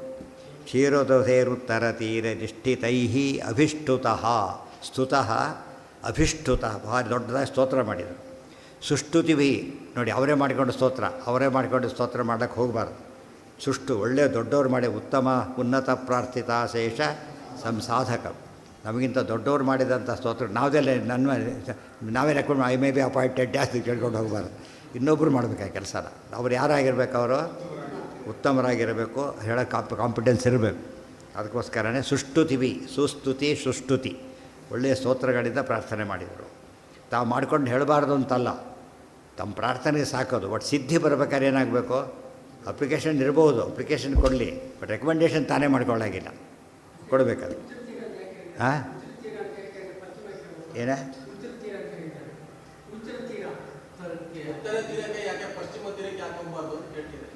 ಜಾಗ ಅಲ್ಲಿ ಮಾಡಿದ್ದಾರೆ, ಪಶ್ಚಿಮ ತೀರಕ್ಕೆ ಬರ್ರಿ ಅಂತ ಹೇಳಿ ಕೊಟ್ಟಿದ್ದಾರೆ. ಅಲ್ಲೇ ಪೂರ್ವ ಕೇಳಿದ್ರೆ ಅಲ್ಲಿ ಯಾಕೆ ಅಂತ ಕೇಳ್ತಿದ್ದೀರಿ ಮತ್ತೆ ನೀವು, ಎಲ್ಲಿ ಕೊಟ್ಟರೆ ಯಾಕೆ ಅಂತ ಕೇಳಕ್ಕೆ ಬಂದೇ ಬರುತ್ತೆ. ಅದು ಅಫಿಷಿಯಲ್ ಆನ್ಸರ್. ಅದು ಪಶ್ಚಿಮ ಪಶ್ಚಿಮ ಅಂಬೋದು ಯಾವುದರ ದಿಕ್ಕು, ಸಾಮಾನ್ಯವಾಗಿ ಪೂರ್ವಕ್ಕೆ ಆಪೋಸಿಟ್. ಪೂರ್ವ ಅಂಬೋದು ಬೆಳಕು ಉದಯದ ಜಾಗ, ಇದು ಮುಳುಗೋ ಜಾಗ ಅಂತ. ಆಪತ್ತು ಬಂದಾಗ ಹೇಳ್ಕೊಳ್ಳೋ ಜಾಗ ಅಂತ ಅರ್ಥ ಬಂತಲ್ಲ. ಕೈ ಎಲ್ಲಿಗೆ ಹೋದ್ಲು ದುಃಖ ಹೇಳ್ಕೊಳ್ಳೋಕ್ಕೋಸ್ಕರ ಆಟ, ಎಲ್ಲಿಗೆ ಹೋದ್ಲು ಹೇಳಿ ಬರ್ತೋಗ್ಬಿಟ್ಟಿದೆ. ಒಂದು ಪ್ರಶ್ನೆ ಕೇಳಿ ಇನ್ನೊಂದು ಪ್ರಶ್ನೆಗೆ ಅಡ್ವರ್ಟ್ ಮಾಡ್ಕೊಂಡಾಗ ಹೇಳಿ. ಕ್ರೋಧಾಗಾರ ಅಲ್ಲಿದ್ದರೆ ಏನರ್ಥ, ದೇವ್ರ ಮನೇಲಿ ಇದ್ದಾರೆ, ದೇವ್ರ ಪೂಜೆ ಮಾಡ್ತಾರೆ ಅಂತ ಅರ್ಥ. ಕ್ರೋಧಾಗಾರ ಕೋಪಗೊಂಡಿದ್ದಾರೆ ಅಂತ ಅರ್ಥ. ಅದಕ್ಕೆ ಪಶ್ಚಿಮವಾಗಿ ಇಲ್ಲಿ ಬಂದಿದ್ದಾರೆ ಅಂದರೆ ಸಮಸ್ಯೆ ಹೇಳೋದಕ್ಕೆ ಬಂದಿದ್ದಾರೆ ಅಂತ ಅರ್ಥ. ಅಲ್ಲಿ ಜಾಗನೇ ಏನು ತೋರಿಸುತ್ತದು, ಪರ್ಪಸ್ ಯಾತಕ್ಕೆ ಬಂದು ಗೊತ್ತಾಗ್ಬಿಡುತ್ತೆ. ಸುಮ್ಮನೆ ರೆಸ್ಟ್ ತೊಗೊಳಕ್ಕೆ ಹೋಗೋ ಜಾಗ ಅಲ್ಲ ಅದು, ಕಂಪ್ಲೇಂಟ್ ಕೊಡೋಕ್ಕೆ ಹೋಗೋ ಜಾಗ ಅದು. ಪ್ರದಾಯ ತೇಷಾಂ ಪುರುಷ್ಟುತಃ ಒಂದೊಂದಕ್ಕಿದೆ. ಅಗ್ನಿ ಇದ್ದರೆ ಬೆಂಕಿ, ಅಯ್ಯೋ ಬೆಂಕಿ ಇದ್ದಾಗಿದ್ದಾರೆ ಅಂತಾರಲ್ಲ, ಅದಕ್ಕೆ ಹೌದೌದು ಆಯಾ ದಿಕ್ಕಡಿ ಅದೇ ಬರೀತಾರ ಓದಿ ನೀವು. 8 ಕಮಲ, ಹೃದಯದ 8 ಕಮಲಗಳಿವೆ. ಪರಮಾತ್ಮ ಸಂಚಾರ ಮಾಡ್ತಾ ಇರ್ತಾನೆ. ಅಲ್ಲಿ ಹೋದ ತಕ್ಷಣ ಅಂಥ ಗುಣ ಬರುತ್ತೆ ಅಂತ ಹೇಳ್ತಾರೆ. ಒಲೆ ಮೇಲೆ ಇಟ್ಟರೆ ಏನಾಗುತ್ತೆ? ಪಾತ್ರೆ ಬಿಸಿ ಆಗುತ್ತೆ ಅಷ್ಟೇ. ಫ್ರಿಜ್ಜಲ್ಲಿಟ್ಟರೆ ತಣ್ಣಗಾಗುತ್ತೆ. ಅದಕ್ಕೆ ಆಯಾ ದೇವತೆಗಳ ಹತ್ರ ಹೋದಾಗ ಅಂಥ ಕೆಲಸಗಳು ಪರಮಾತ್ಮ ಮಾಡಿಸ್ತಾನೆ ಅಂತ ಅರ್ಥ ಆಯ್ತಾ? ಅದೆಲ್ಲ ಸ್ಥಾನಕ್ಕೊಂದು ಮಹತ್ವ ಇದೆ. ಅನುಕೂಲ ಭಾರಿ ಹೌದೌದು. ಅವಾಗ ಅನುಸಂಧಾನ ಮಾಡಕ್ಕೆ ಅನುಸಂಧಾನ ಮಾಡ್ತಾ ಕೂತಾಡ ಕೋಪ ಹೋಗಿಬಿಡುತ್ತೆ. ಈ ಕಡೆ ಯೋಚನೆ ಮಾಡ್ತಾ ಕೊಡ್ತಾರಲ್ಲ, ಆ ಕಡೆ ಬಿಟ್ಟು ಬಿಡ್ತಾರೆ. ಡೈವರ್ಟ್ ಆಗಿಬಿಡುತ್ತೆ ಮೈಂಡು. ಒಳ್ಳೆಯದಕ್ಕೆ ಹೋಗೋದ್ರಿಂದ ಮಕ್ಕಳು ಡೈವರ್ಟ್ ಮಾಡ್ತೀವಲ್ಲ, ಹಾಗೆ ಏನೋ ಕೇಳಕ್ಕೆ ಹೋಗಿ ಬರ್ತು ಹೋಗ್ಬಿಡ್ತಾರೆ ಆ ಕಡೆ ಏನೋ ಕೇಳಿಸಿದ ತಕ್ಷಣ. ಆ ರೀತಿ ಆಯಿತು. ಅದು ಯಾವಾಗ ಯೋಚನೆ ಮಾಡೋಕ್ಕೆ ಶುರು ಮಾಡ್ತಾರೆ, ಪ್ರಾಬ್ಲಮ್ ಸಾಲ್ವ್ ಆಗಿಬಿಡುತ್ತೆ ಆಗಲೇ. ಇನ್ನು ಸ್ವಾರಸ್ಯ ನೋಡು, ದೇವ್ರು ಏನು ಮಾಡ್ತಾನೆ ಆಗ? ಸುಷ್ಟುತಿಭಿ ಪುರುಷ್ಟುತಃ ಪುರುತಃ ಸ್ತುತ. ಪುರುಷ್ಟುತ ಅಂದ್ರೇನು? ಬಹಳವಾಗಿ ಸ್ತೋತ್ರ ಮಾಡಲ್ಪಟ್ಟ, ಒಳ್ಳೆ ಸ್ತುತಿಯಲ್ಲಿ ಮಾಡಲ್ಪಟ್ಟ, ಬಹಳ ರೀತಿಯಲ್ಲಿ ಸ್ತುತಿಸಲ್ಪಟ್ಟ. ದೇವ್ರು ಏನು ಮಾಡ್ದ? ಅವರಿಗೆ ರೆಸ್ಪಾಂಡ್ ಮಾಡ್ದ. ತೇಷಾಂ ನೋಡಿ, ತಮ್ಮ ಕೆಲಸ ಅಲ್ಲ ಇದು, ಅಪಾಯಿಂಟೆಡ್ ಕೆಲಸ, ಅಫಿಷಿಯಲ್ ಜಾಬ್ ಇದು, ಡ್ಯೂಟಿ, ಪರ್ಸನಲ್ ಅಲ್ಲ. ಒಳ್ಳೆ ಪ್ರಾಮಾಣಿಕ ಬರೋದು. ಮತ್ತೆ ಕೆಲವರು ಇರ್ತಾರೆ ಪ್ರಾಬ್ಲಮ್ ಹೇಳಿಬಿಟ್ರೆ ಕೆಲವು ಎಷ್ಟು ಚೆನ್ನಾಗಿ ಇವತ್ತು ಕೂಡ ಒಳ್ಳೆ ಕೆಲಸ ಮಾಡೋರು ಇದ್ದಾರೆ. ನಾವು ಬಿಟ್ಟರು ಅವ್ರು ಬಿಡಲ್ಲ, ಫಾಲೋ ಅಪ್ ಮಾಡ್ತಾನೆ ಇರ್ತಾರೆ, ಕೆಲಸ ಮಾಡ್ಕೊಡೋರಿಗೂ ಬಿಡೋದಿಲ್ಲ. ಅಷ್ಟು ಕಮಿಟೆಡಾಗಿ ವರ್ಕ್ ಮಾಡಿರ್ತಾರೆ. ಸಂಖ್ಯೆ ತುಂಬ ಕಡಿಮೆ ಇದ್ದರೂ ಕೂಡ ಅವ್ರು ಜವಾಬ್ದಾರಿ ತೊಗೊಂಡಿರ್ತಾರೆ, ಮಾಡ್ತೀವಿ ಅಂತ. ಪುರುಷ್ಟುತಃ ಪ್ರದಾಯ ತೇಷಾಂ ಅಭಯಂ ರಮಾಪತಿ. ಇಷ್ಟೆಲ್ಲ ಮಾಡಿದ ಪರಮಾತ್ಮ ಏನು ಮಾಡಿದ ಅವರಿಗೆ? ಆಯಿತು ನೋಡಿ ಕೇಳಿಸ್ಬಿಟ್ಟ. ಇದು ಎಲ್ಲ ನಮ್ಮಲ್ಲಿ ಮಾತಾಡಿ ಹೇಳ್ತಾರೆ, ಸದನದಲ್ಲಿ ಡಿಸ್ಕಸ್ ಮಾಡೋಣ, ಹೌಸಲ್ಲಿ ನೋಡೋಣ ಅಂತಾರೆ. ನಿಮ್ಮ ಮನೆಯಲ್ಲೆಲ್ಲ ಎಲ್ಲಿ ಹೌಸ್ ಅಂದರೆ ಅಸೆಂಬ್ಲಿ ಹೌಸು, ಅಲ್ಲಿ ಹೌಸಲ್ಲಿ ಡಿಸ್ಕಸ್. ಅಲ್ಲಿ ಮಾಡಿದಾಗ ಏನಾಗುತ್ತೆ? ಅದಕ್ಕೀಗ ಅಫಿಷಿಯಲ್ ಭಾರಿ ಮಹತ್ವ ಬರುತ್ತೆ. ಅಲ್ಲಿ ಡಿಸ್ಕಸ್ ಮಾಡೋಣ ಅಂತಾರಲ್ಲ ಹಾಗೆ. ರಮಾಪತಿ ಕ್ಷಣಾತ್ ಅಭೂತ್ ಚಾರುತಾಮಾಕೃತಿ ಶಿಶು. ಹಾಗೆ ಹೇಳಿದವನೇ ಲೇಟ್ ಇಲ್ಲೇ ಇಲ್ಲ. ಆ ಕ್ಷಣದಲ್ಲೇನಾದ? ಶಿಶು ರೂಪ ಧರಿಸಿದ. ಶಿಶುವಾಗಿ ಹುಟ್ಟಿದ ಅಲ್ಲ, ಶಿಶು ರೂಪ ಧರಿಸಿದ. ಅರ್ಥ ಆಯ್ತಾ? ಹುಟ್ಟಿದ ಅಂದ್ರೆ ಏನಾಗ್ಬಿಡ್ತಿತ್ತು? ದೇಹ ತೊಗೊಂಡಂತಾಗ್ತಿತ್ತು. ಆದರೆ ಇಲ್ಲಿ ಹಾಗೇ ಇಲ್ಲ. ಮತ್ತೆ ಹೋಲಿ ಹೆಸರಿತ್ತೆ, ತಂದೆ ತಾಯಿ ಇದ್ದ, ಅದು ಕೂಡ ಆಗಬಾರ್ದು. ಕಂಬದಿಂದ ಹೇಗೆ ಬಂದೋ ಹಾಗೆ ತಾನೇನೆ ಒಬ್ಬ ಶಿಶುವಾಗಿ ಬಂದ. ಎಂಥ ಶಿಶು ಅದು? ಚಾರುತಮ ಆಕೃತಿ. ಚಾರು ಅಂದರೆ ಮನೋಹರ, ಚಾರ್ವಾಕಕಾಲಕ್ಕೆ ಬಂದಿದೆ ಅದು. ತಮ ಅಂದ್ರೇನು? ಮೋಸ್ಟ್.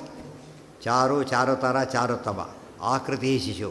ಅತ್ಯಂತ ಮನೋಹರವಾದ ರೂಪದ ಶಿಶುವಾಗಿ ಕಾಣಿಸಿಕೊಂಡ ಅಂತ ಹೇಳ್ತಾರೆ. ಈ ಶಿಶು ರೂಪ ತೊಗೊಂಡಾಗ ಏನಿಲ್ಲ ಅಲ್ಲಿ? ತಂದೆ ತಾಯಿ ಯಾರೂ ಇಲ್ಲ, ತಾನೇ ತೊಗೊಂಡಿದ್ದು. ಯಾರ ಅರ್ಥದಲ್ಲಿ ದೇವರಿಗೆ ಸ್ವಯಂ ವ್ಯಕ್ತಿನೇ ಹೊರತು ಇನ್ನೊಬ್ಬರನ್ನ ನಿಮಿತ್ತ ಮಾಡ್ಕೋತಾನೆ ಹೊರತು ಅವರಿಂದನೇ ಹುಟ್ಟಿ ಬರೋದಿಲ್ಲ. ಬುದ್ಧಾವತಾರವಾಗಿದ್ದು ಹೀಗೆ. ಇದೇ ಬುದ್ಧಾವತಾರ. ಚಾರುತಮಾಕೃತಿ ಶಿಶು.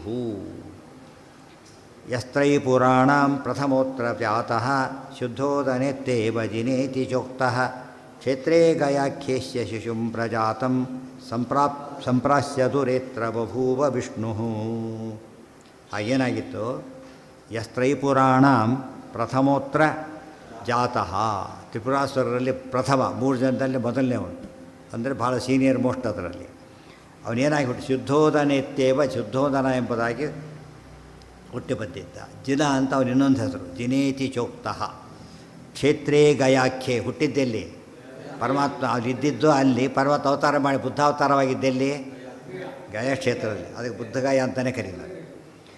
ಕ್ಷೇತ್ರೇ ಗಯಾಖ್ಯೆ. ಆ ರಾಜ ಅಲ್ಲಿದ್ದ, ಶುದ್ಧೋದನ ಅಲ್ಲಿದ್ದ, ಪರಮಾತ್ಮ ಅಲ್ಲೇ ಕಾಣಿಸಿಕೊಂಡ.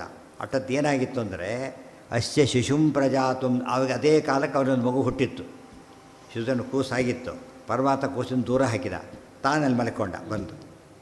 ಇರೋದು ಬೇರೆ, ಅಲ್ಲಿ ಹುಟ್ಟಿದ್ದೇ ಬೇರೆ, ಆಗಿದ್ದೇ ಬೇರೆ. ನಮ್ಮಲ್ಲಿ ಭಾರಿ ತಪ್ಪರದವರಿದ್ದಾರೆ.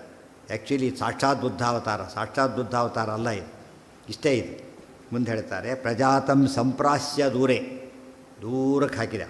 ಹತ್ರ ಬಭೂವ ವಿಷ್ಣು. ತಾನು ಆ ರೂಪದಲ್ಲಿ ಮಲ್ಕೊಂಡ. ಇವರೇನು ತಿಳ್ಕೊಂಡ್ರು ಅದನ್ನು?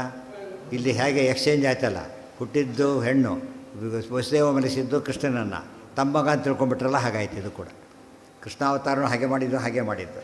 ಅದು ವಸುದೇವ ದೇವಕಿಯರು ಮಗನನ್ನು ಹುಟ್ಟಿದ್ದು ಅವತಾರ ಮಾಡಿದ್ದಲ್ಲಿ, ಪಡೆದಿದ್ದಲ್ಲಿ ನಂದಗೋಪ ಯಶೋದೆ ಏನು ತಿಳ್ಕೊಂಡ್ರು? ತಮ್ಮ ಮಗ ಅಂತೇಳಿ. ಇವರೇನು ತಿಳ್ಕೊಂಡ್ರು? ಕೂಸು ತಮ್ಮದೇ ಅಂತ ತಿಳ್ಕೊಂಡ್ರು. ಸಂಪ್ರಾಸ್ಯ ದೂರೇತ್ರ ಬಭೂವ ವಿಷ್ಣು. ಅಲ್ಲಿ ತಾನೇ ಮಲ್ಕೊಂಡ. ಅವರಿಗೆ ಅದು ಗೊತ್ತಾಗಲೇ ಇಲ್ಲ. ಅಜಾನಮಾನಾಹ ಸ್ವಶಿಶುಂ ಗತಂ ತಂ ಶಿಶುಂ ವೀಕ್ಷ ನಿಜಂ ಸ್ಮಮೇನಿರೇ. ಆ ತಮ್ಮ ಶಿಶು ದೂರ ಹೋಗಿದೆ ಗೊತ್ತಾಗಲಿಲ್ಲ ಅವರಿಗೆ. ದೇವರಿಗೆ ಗೊತ್ತಾಗಿದ್ದು ಯಾವಾಗದು? ನಾದರೂ ಬಂದು ಹೇಳಿದ್ವಿ, ಅಲ್ಲಿವರೆಗೂ ಗೊತ್ತಾಗಿಲ್ಲ ಅವರಿಗೆ. ಅದು ಹೇಳಿದ್ದು ಅದು ತಿಳ್ಕೊಂಡಿದ್ದಾರೆ, ಬಟ್ ಏನೇನಾಗ್ತಿದೆ ಅಲ್ಲಿ ರಿಪೋರ್ಟ್ ಅವ್ರು ಕೊಡ್ತಾಯಿತ್ತು. ಇವರಿಗಂತೂ ಗೊತ್ತೇ ಆಗಲಿಲ್ಲ. ಇದು ಕಂಸನಿಗೆ ಏನಂತ ಗೊತ್ತಾ ಕನ್ಫರ್ಮ್ ಆಗಿದ್ದು ಯಾವಾಗದು? ಮತ್ತೆ ನಾರದರು ಬಂದು ಹೇಳಿದಾಗ, ಇಲ್ಲೇ ನಾ ಹೇಳಿದ್ದು ಲೇಟ್ ಮಾಡ್ತಾಯಿದ್ದೆ, ಆ ಕೃಷ್ಣನೇ ಆ ಹುಡುಗ ಅಂತ ಮತ್ತೊಮ್ಮೆ ಹೇಳಿದ್ದು. ಇಲ್ಲೇ ಹಾಗಾಯ್ತು ಇವರಿಗೀಗ. ಸಂಪ್ರಾಹಸತ್ ಹರಿಂ ವೀಕ್ಷ ನಿಜಂ ಸ್ಮಮೇನಿರೇ, ತಮಕು ಸುತ್ತನೇ ತಿಳ್ಕೊಬಿಟ್ರು ಅದನ್ನು. ತೇಷಾಂ ತದಾ ವೈದಿಕ ಕರ್ಮ ವೀಕ್ಷ, ಪರಮಾತ್ಮ ಅವರೇನು ಮಾಡಿದ್ರಾಗ ಬೇರೆ ಕರ್ಮ ಮಾಡೋಕ್ಕೆ ಸಾಧ್ಯತೆಯೇ ಇರಲಿಲ್ಲ. ವೇದೋಕ್ತವಾದ ಜಾತಕರ್ಮಾದಿಗಳನ್ನು ಮಾಡ್ತಾಯಿದ್ರು, ವೇದೋಕ್ತವಾದ ಕೆಲಸ ಮಾಡ್ತಾಯಿದ್ದಾರೆ.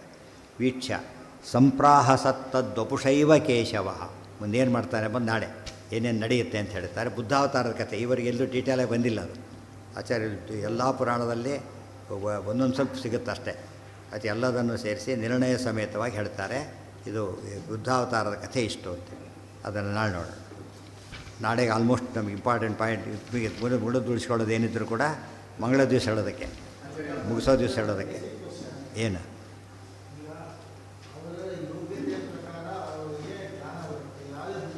ಹೌದು ಹೌದು ಹೌದು ಹೌದು ಸರಿ.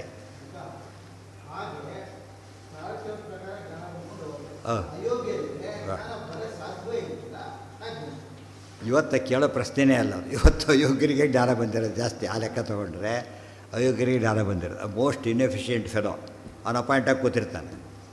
ಗೊತ್ತಾಯ್ತು. ಡೊನೇಷನ್ ಮೇಲೆ ಹೇಗೆ ಬರುತ್ತಲ್ಲ ಪೋಸ್ಟು, ಡೊನೇಷನ್ ಪೋಸ್ಟ್ ಬರ್ತಾ ಇಲ್ಲ ಇವತ್ತು, ಡೊನೇಷನ್ ಬರುತ್ತಾ ಇಲ್ವೋ, ಅಪಾಯಿಂಟ್ ಆಗ್ತಾರೆ, ಚೀಫ್ ಆಗ್ತಾರೆ, ಬುಟ್ಟಿದ್ದೆಲ್ಲ ಸಾಯ್ತಿರ್ತಾರೆ ಜನಗಳೆಲ್ಲ. ಬಟ್ ಏನೂ ಮಾಡೋಂಗಿಲ್ಲ. ಕಾರಣ ಏನು? ಓದಿಲ್ಲ, ಆದರೂ ಸರ್ಟಿಫಿಕೇಟ್ ಸಿಕ್ಕಿದೆ, ಅಪಾಯಿಂಟ್ ದುಡ್ಡು ಕೊಟ್ಟು ಸೇರಿಕೊಂಡಿದ್ದಾನೆ, ಬಂದಿದೆ. ಅದು ಕೆಲಸ ಬುದ್ಧಿವಂತನಿಗೂ ಹಾಗಿದ್ದರೆ ದುಷ್ಟರಿಗೆ ಯಾಕೆ ಅರ್ಥ ಆಗುತ್ತೆ? ನಮ್ಮೆದುರಿಗೆ ಬಿನ್ ಲಾಡನ್ ಇದ್ದಾನೆ, ಯಾಕೆ ಬಂದವನಿಗೆ ಓದು ಹಾಗಿದ್ದರೆ? ಲೌಕಿಕ ವೈದಿಕ ಪ್ರಶ್ನೆ ಅಲ್ಲ ಇದು. ಲೌಕಿಕ ಯಾವುದೇ ಆಗಿರಲಿ, ಅವನು ಯಾವುದೇ ಒಳ್ಳೆಯದಕ್ಕೆ ಉಪಯೋಗಿಸಿದ್ರೆ ಮಾತ್ರ ಸಾತ್ವಿಕ. ಅಸ್ತ್ರಶಸ್ತ್ರ. ಇವತ್ತು ಏಕಲವ್ಯನಿಗೆ ಎಂಥ ವಿದ್ಯೆ ಬಂದಿತ್ತು? ಆ ಕಾಲಕ್ಕೆ ಅರ್ಜುನ ಈಕ್ವಲ್ ಆಗಿಬಿಟ್ಟಿದ್ದು, ಅಂಥ ವಿದ್ಯೆ ಗಳಿಸಿದ್ದು. ಸ್ವರೂಪದಲ್ಲಿ ಯೋಗ್ಯತೆ ಏನೂ ಇಲ್ಲ. ಅರ್ಥ ಆಯ್ತಾ? ಯಾಕೆ ಹೊರಬಲದಿಂದ ಇನ್ಫ್ಲೂಯೆನ್ಸ್ ಅಂತೀವಲ್ಲ ಹಾಗೆ. Influence of books, influence of some persons, influence of some deities, ಆ ಥರ ಬರ್ಬೋದು. ಇವತ್ತೇ ನೋಡ್ತೀವಿ ಆ ಪೋಸ್ಟಿಗೆ ಅವನು ಎಲ್ಲ ಅರ್ಹತೆ ಫಸ್ಟ್ ಆಗ್ತಾನೆ, ಅಪಾಯಿಂಟ್ ಆಗದೆ ಹೋಗ್ತಾನೆ ಎಷ್ಟೋ ಸಲ. ತೀರ ಯಾವನೋ ಆಡಿದಾನೆ ಫೆಲೋ ಅಪಾಯಿಂಟ್ ಆಗಿಬಿಡ್ತಾನೆ, ಯಾವುದೋ ಒಂದು ಒಂದು ಇದರಲ್ಲಿ ಬಂದುಬಿಡ್ತಾನೆ. ಅದು ಕ್ವಶನ್ ಮಾಡಿದ್ರೆ ನಡೆಯೋದಿಲ್ಲ, ಆ ಸ್ಥಿತಿಯಲ್ಲಿರುತ್ತೆ. ಯಾಕಾಗುತ್ತದು? ಏನೇ ಅದು ಯಾವುದೋ ಅದಕ್ಕೆ ಬೇರೆ ಬೇರೆ ಕಾರಣಗಳು ಶುರುವಾಗುತ್ತೆ. ಆಚಾರ್ಯ ಹೇಳ್ತಾರೆ ವರಾದೇಹೇ ತದನ್ಯಥ, ವರಾಸ್ತ್ರಾದೇಶ ತದನ್ಯಥ. ವರ, ಅಸ್ತ್ರ, ವಂಶ, ಇನ್ಫ್ಲೂಯೆನ್ಸು, ದುಡ್ಡು, ಇವೆಲ್ಲ ಏನು ಬೇಕಾದ್ರೂ ಕೌಂಟಾಗುತ್ತೆ. ಅದು ನಡೀತಾನೆ ಇರುತ್ತೆ. ಆದರೆ ಒಂದು ಉಳ್ಕೊಳ್ಳುತ್ತೆ, ಏನದು ದಕ್ಕೋದು ಮಾತ್ರ ಇಲ್ಲ ಅವನಿಗೆ. ಇವತ್ತು ಹಾಗಿದ್ದರೆ ದೈತ್ಯರೆಲ್ಲ ರೂಲ್ಸ್ ಏನೋ ಫಾಲೋ ಮಾಡ್ತಾರೆ. ಅವ್ರು ದೇವರಿಗೆ ಯಾಕೆ ಪ್ರತ್ಯಕ್ಷರಾಗಬೇಕು? ಹೋಗಲಿ, ಯಾಕೆ ಹೊರ ಕೊಡಬೇಕು? ಪ್ರತ್ಯಕ್ಷರಾಗಬೇಕಾದ್ರೆ ಏನಾಗಬೇಕು? ಅವ್ರು ಮಾಡಿರೋ ತಪಸ್ಸು ಏನಾಗಿರಬೇಕು? ಅದು ಲೆಜಿಟಿಮೇಟ್ ಆಗಿರಬೇಕು. ಲೆಜಿಟಿಮೇಟ್ ತಪಸ್ಸನ್ನು ಮಾಡಿದರೆ ಅವ್ರು ಯೋಗ್ಯರಾಗಿರಬೇಕು. ಅಂದಮೇಲೆ ಅರ್ಥ ಏನು? ಲೆಜಿಟಿಮೇಟ್ ತಪಸ್ಸು ಮಾಡಿಲ್ಲ ಅವರು, ಆದರೂ ಬಂದರು. ಯಾತಕ್ಕೆ? ತಪಸ್ಸಿಗೊಂದು ಬೆಲೆ ಇದೆ, ತಪಸ್ಸಿಗೊಂದು ಬೆಲೆ ಇದೆ, ಆದ್ದರಿಂದ ನಡೆಸ್ಬೇಕು ಅಷ್ಟೇ. ಕೊನೆಗೆ ಅವ್ರಿಗೆ ಗೊತ್ತು ಏನೇ ಮಾಡಿದರೂ ಏನಾಗಲ್ಲ, ಅದು ಅವ್ರಿಗೆ ನಡೆಯೋದಿಲ್ಲ, ಮೋಸ ಹೋಗ್ತಾರೆ. ಬಟ್ ನಮ್ಮ ಕೆಲಸ ರೂಲ್ಸ್ ಸರಿ ಅಂತ ಹೇಳ್ತಾರೆ, ಎಲ್ಲ ಸರಿ ಆನ್ ಪೇಪರ್ ಎವ್ರಿಥಿಂಗ್ ಓಕೆ. ಅದಕ್ಕೆ ಇವನ್ ಅಷ್ಟಿದೆ, ಏನು ಮಾಡೋಕ್ಕೆ ಬರೋಲ್ಲ. ನೀವು ಹೇಳೋದು ಗೊತ್ತು, ನನಗೂ ಗೊತ್ತು, ಬಟ್ ಐ ಕಾಂಟ್ ಹೆಲ್ಪ್ ಅಂತ. ಏನೂ ಮಾಡೋಂಗಿಲ್ಲ, ರೂಲ್ಸ್ ಪ್ರಕಾರ ಸರಿ ಇದೆ. ಇವತ್ತು ಎಷ್ಟೋ ಪ್ರಸಂಗ ಆ ರೀತಿ ಕಂಡಿಲ್ಲ. ಇವನೊಬ್ರು ಹೇಳ್ತಾ ಐ ಆಮ್ ಸಾರಿ, ನೀನು ರೂಲ್ಸ್ ಪ್ರಕಾರ ಸರಿ ಇಲ್ಲ, ನಿಂದು actually you deserve it, but rules ಪ್ರಕಾರ ಸರಿ ಇಲ್ಲ. ಅವನು ಡಸಂಟ್ ಡಿಸರ್ವ್, ಬಟ್ ರೂಲ್ಸ್ ಪ್ರಕಾರ ಸರಿ ಇದೆ. ಎಷ್ಟು ಕೇಸ್ ಆಗಿದೆ ಈ ಥರ? ಬೇಕಾದಷ್ಟಿದೆ. ಆದ್ದರಿಂದ ಅದು ಬೇಸಿಕ್ ಕ್ವಶನ್ಗೆ ಉತ್ತರ ಇದೆ. ಬೇಸಿಕ್ಕಾಗಿ ಬೇಸಿಕ್ ರೂಲ್ಸ್ ಚೇಂಜ್ ಆಗೋದೇ ಇಲ್ಲ. ಬಟ್ ಮಧ್ಯೆ ಏನಾಗ್ಬೋದು ಇದರಲ್ಲಿ? ಬದಲಾವಣೆ ಆಗುತ್ತೆ. ಅದು ಕಾಲ ಪ್ರಭಾವ. ಈ ಕಲಿಯುಗ ಅದು ಸಪೋರ್ಟ್ ಮಾಡುತ್ತೆ ಅವ್ರನ್ನ. ಸರಿಯಾಗಿ ಅನಿಸ್ಲಿಲ್ಲ, ಯಾಕೆ ಬೆಳಕು ಕಡಿಮೆ ಇತ್ತು ಅಂತೀವಲ್ಲ ಹಾಗೆ. ಬುದ್ಧಿವಂತನ ತಪ್ಪು ಹೇಳಿ, ಬೆಳಕು ಕಡಿಮೆ ಇತ್ತು, ಕತ್ಲಿತ್ತು ಅಂತೇಳಿ. ಕಂಡು ಬಿದ್ದರೆ ಹೌದು ಕಾಣಿಸ್ಲಿಲ್ಲ ಅಂತ ಹೇಳ್ತಾರೆ. ಅದೇ ಆಗಬಾರ್ದು ಅಂತೇನೂ ಇಲ್ಲ. ಮತ್ತು ಇವರಿಗೆ ಇದೊಂದು ಪ್ರಾರಬ್ಧ ಕರ್ಮ ಕೂತಿದೆ. ಅವರಿಗೆ ಮೋಸ ಮಾಡೋಕ್ಕೆ ಹೊರಟಿದ್ದಾರೆ, ಮೋಸ ಹೋಗೋ ಪಾಪ ಇವನು ಮಾಡಿದ್ದಾನೆ. ನಿಮ್ಮದು ಎರಡು ಸೇರಿಬಿಡುತ್ತೆ. ಮೋಸ ಮಾಡ್ಲಿಕ್ಕೆ ಅವನು ತಯಾರಿದ್ದಾನೆ, ಅಡ್ಜಸ್ಟ್ ಮಾಡ್ಕೊಂಡಿದ್ದಾನೆ. ಮೋಸ ಹೋಗ್ಲಿಕ್ಕೆ ಇವನು ತಯಾರಾಗಿದ್ದಾನೆ, ಪ್ರಾರಬ್ಧ ಕರ್ಮ ಗಂಟು ಬಿಡುತ್ತೆ. ಯಾರಿಗೆ? ಜ್ಞಾನಿಗಳಾದರೆ. ಉಳಿದವರ ಅಜ್ಞಾನನೇ ಸಾಕು ಅವರಿಗೆ.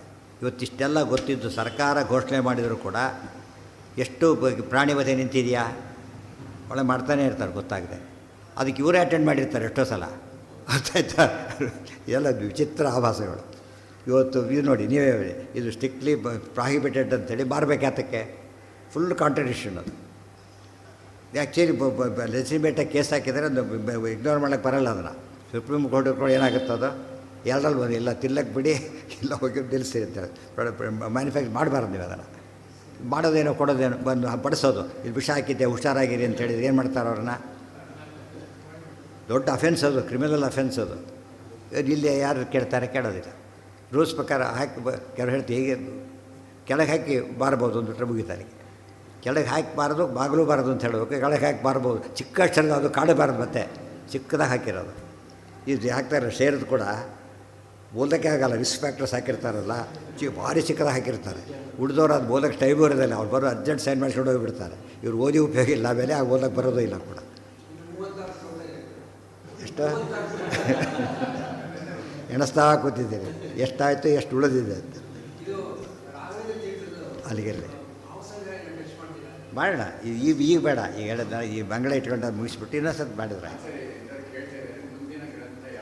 ನಿನ್ನೆ ಹೇಳಿ ಆಯ್ತು. ಆಗಲೇ ನಾನು ಮೊನ್ನೆ ಹೇಳಿದ್ದಲ್ಲ, ಮೊನ್ನೆ ಹೇಳಿ ಆಯ್ತಲ್ಲ. ಈ ತಿಂಗಳು ಪೂರ್ತಿಯಾಗಿ ರಿವಿಷನ್. ಪ್ರಥಮ ಗ್ರಂಥ ತತ್ವಸಂಖ್ಯಾನೇ ಶುರು ಮಾಡೋದು. ತತ್ವಸಂಖ್ಯಾನೇ ಫಸ್ಟ್, ಪ್ರಮಾಣ ಲಕ್ಷಣ, ಕಥಾ ಲಕ್ಷಣ, ಖಂಡನತ್ರಯ, ಈ ರೀತಿ ಮಾಡ್ತಾ ಮಾಡ್ತಾ ಎಲ್ಲ ಒಂಥರ ರಿವಿಷನ್ ಆಗುತ್ತೆ. ಏನು ಓದಿದ್ದೇನೆ ಅಂತ ಕೇಳಿದರೆ ತಕ್ಷಣ ಹೇಳೋದಕ್ಕೆ ಬರುತ್ತೆ.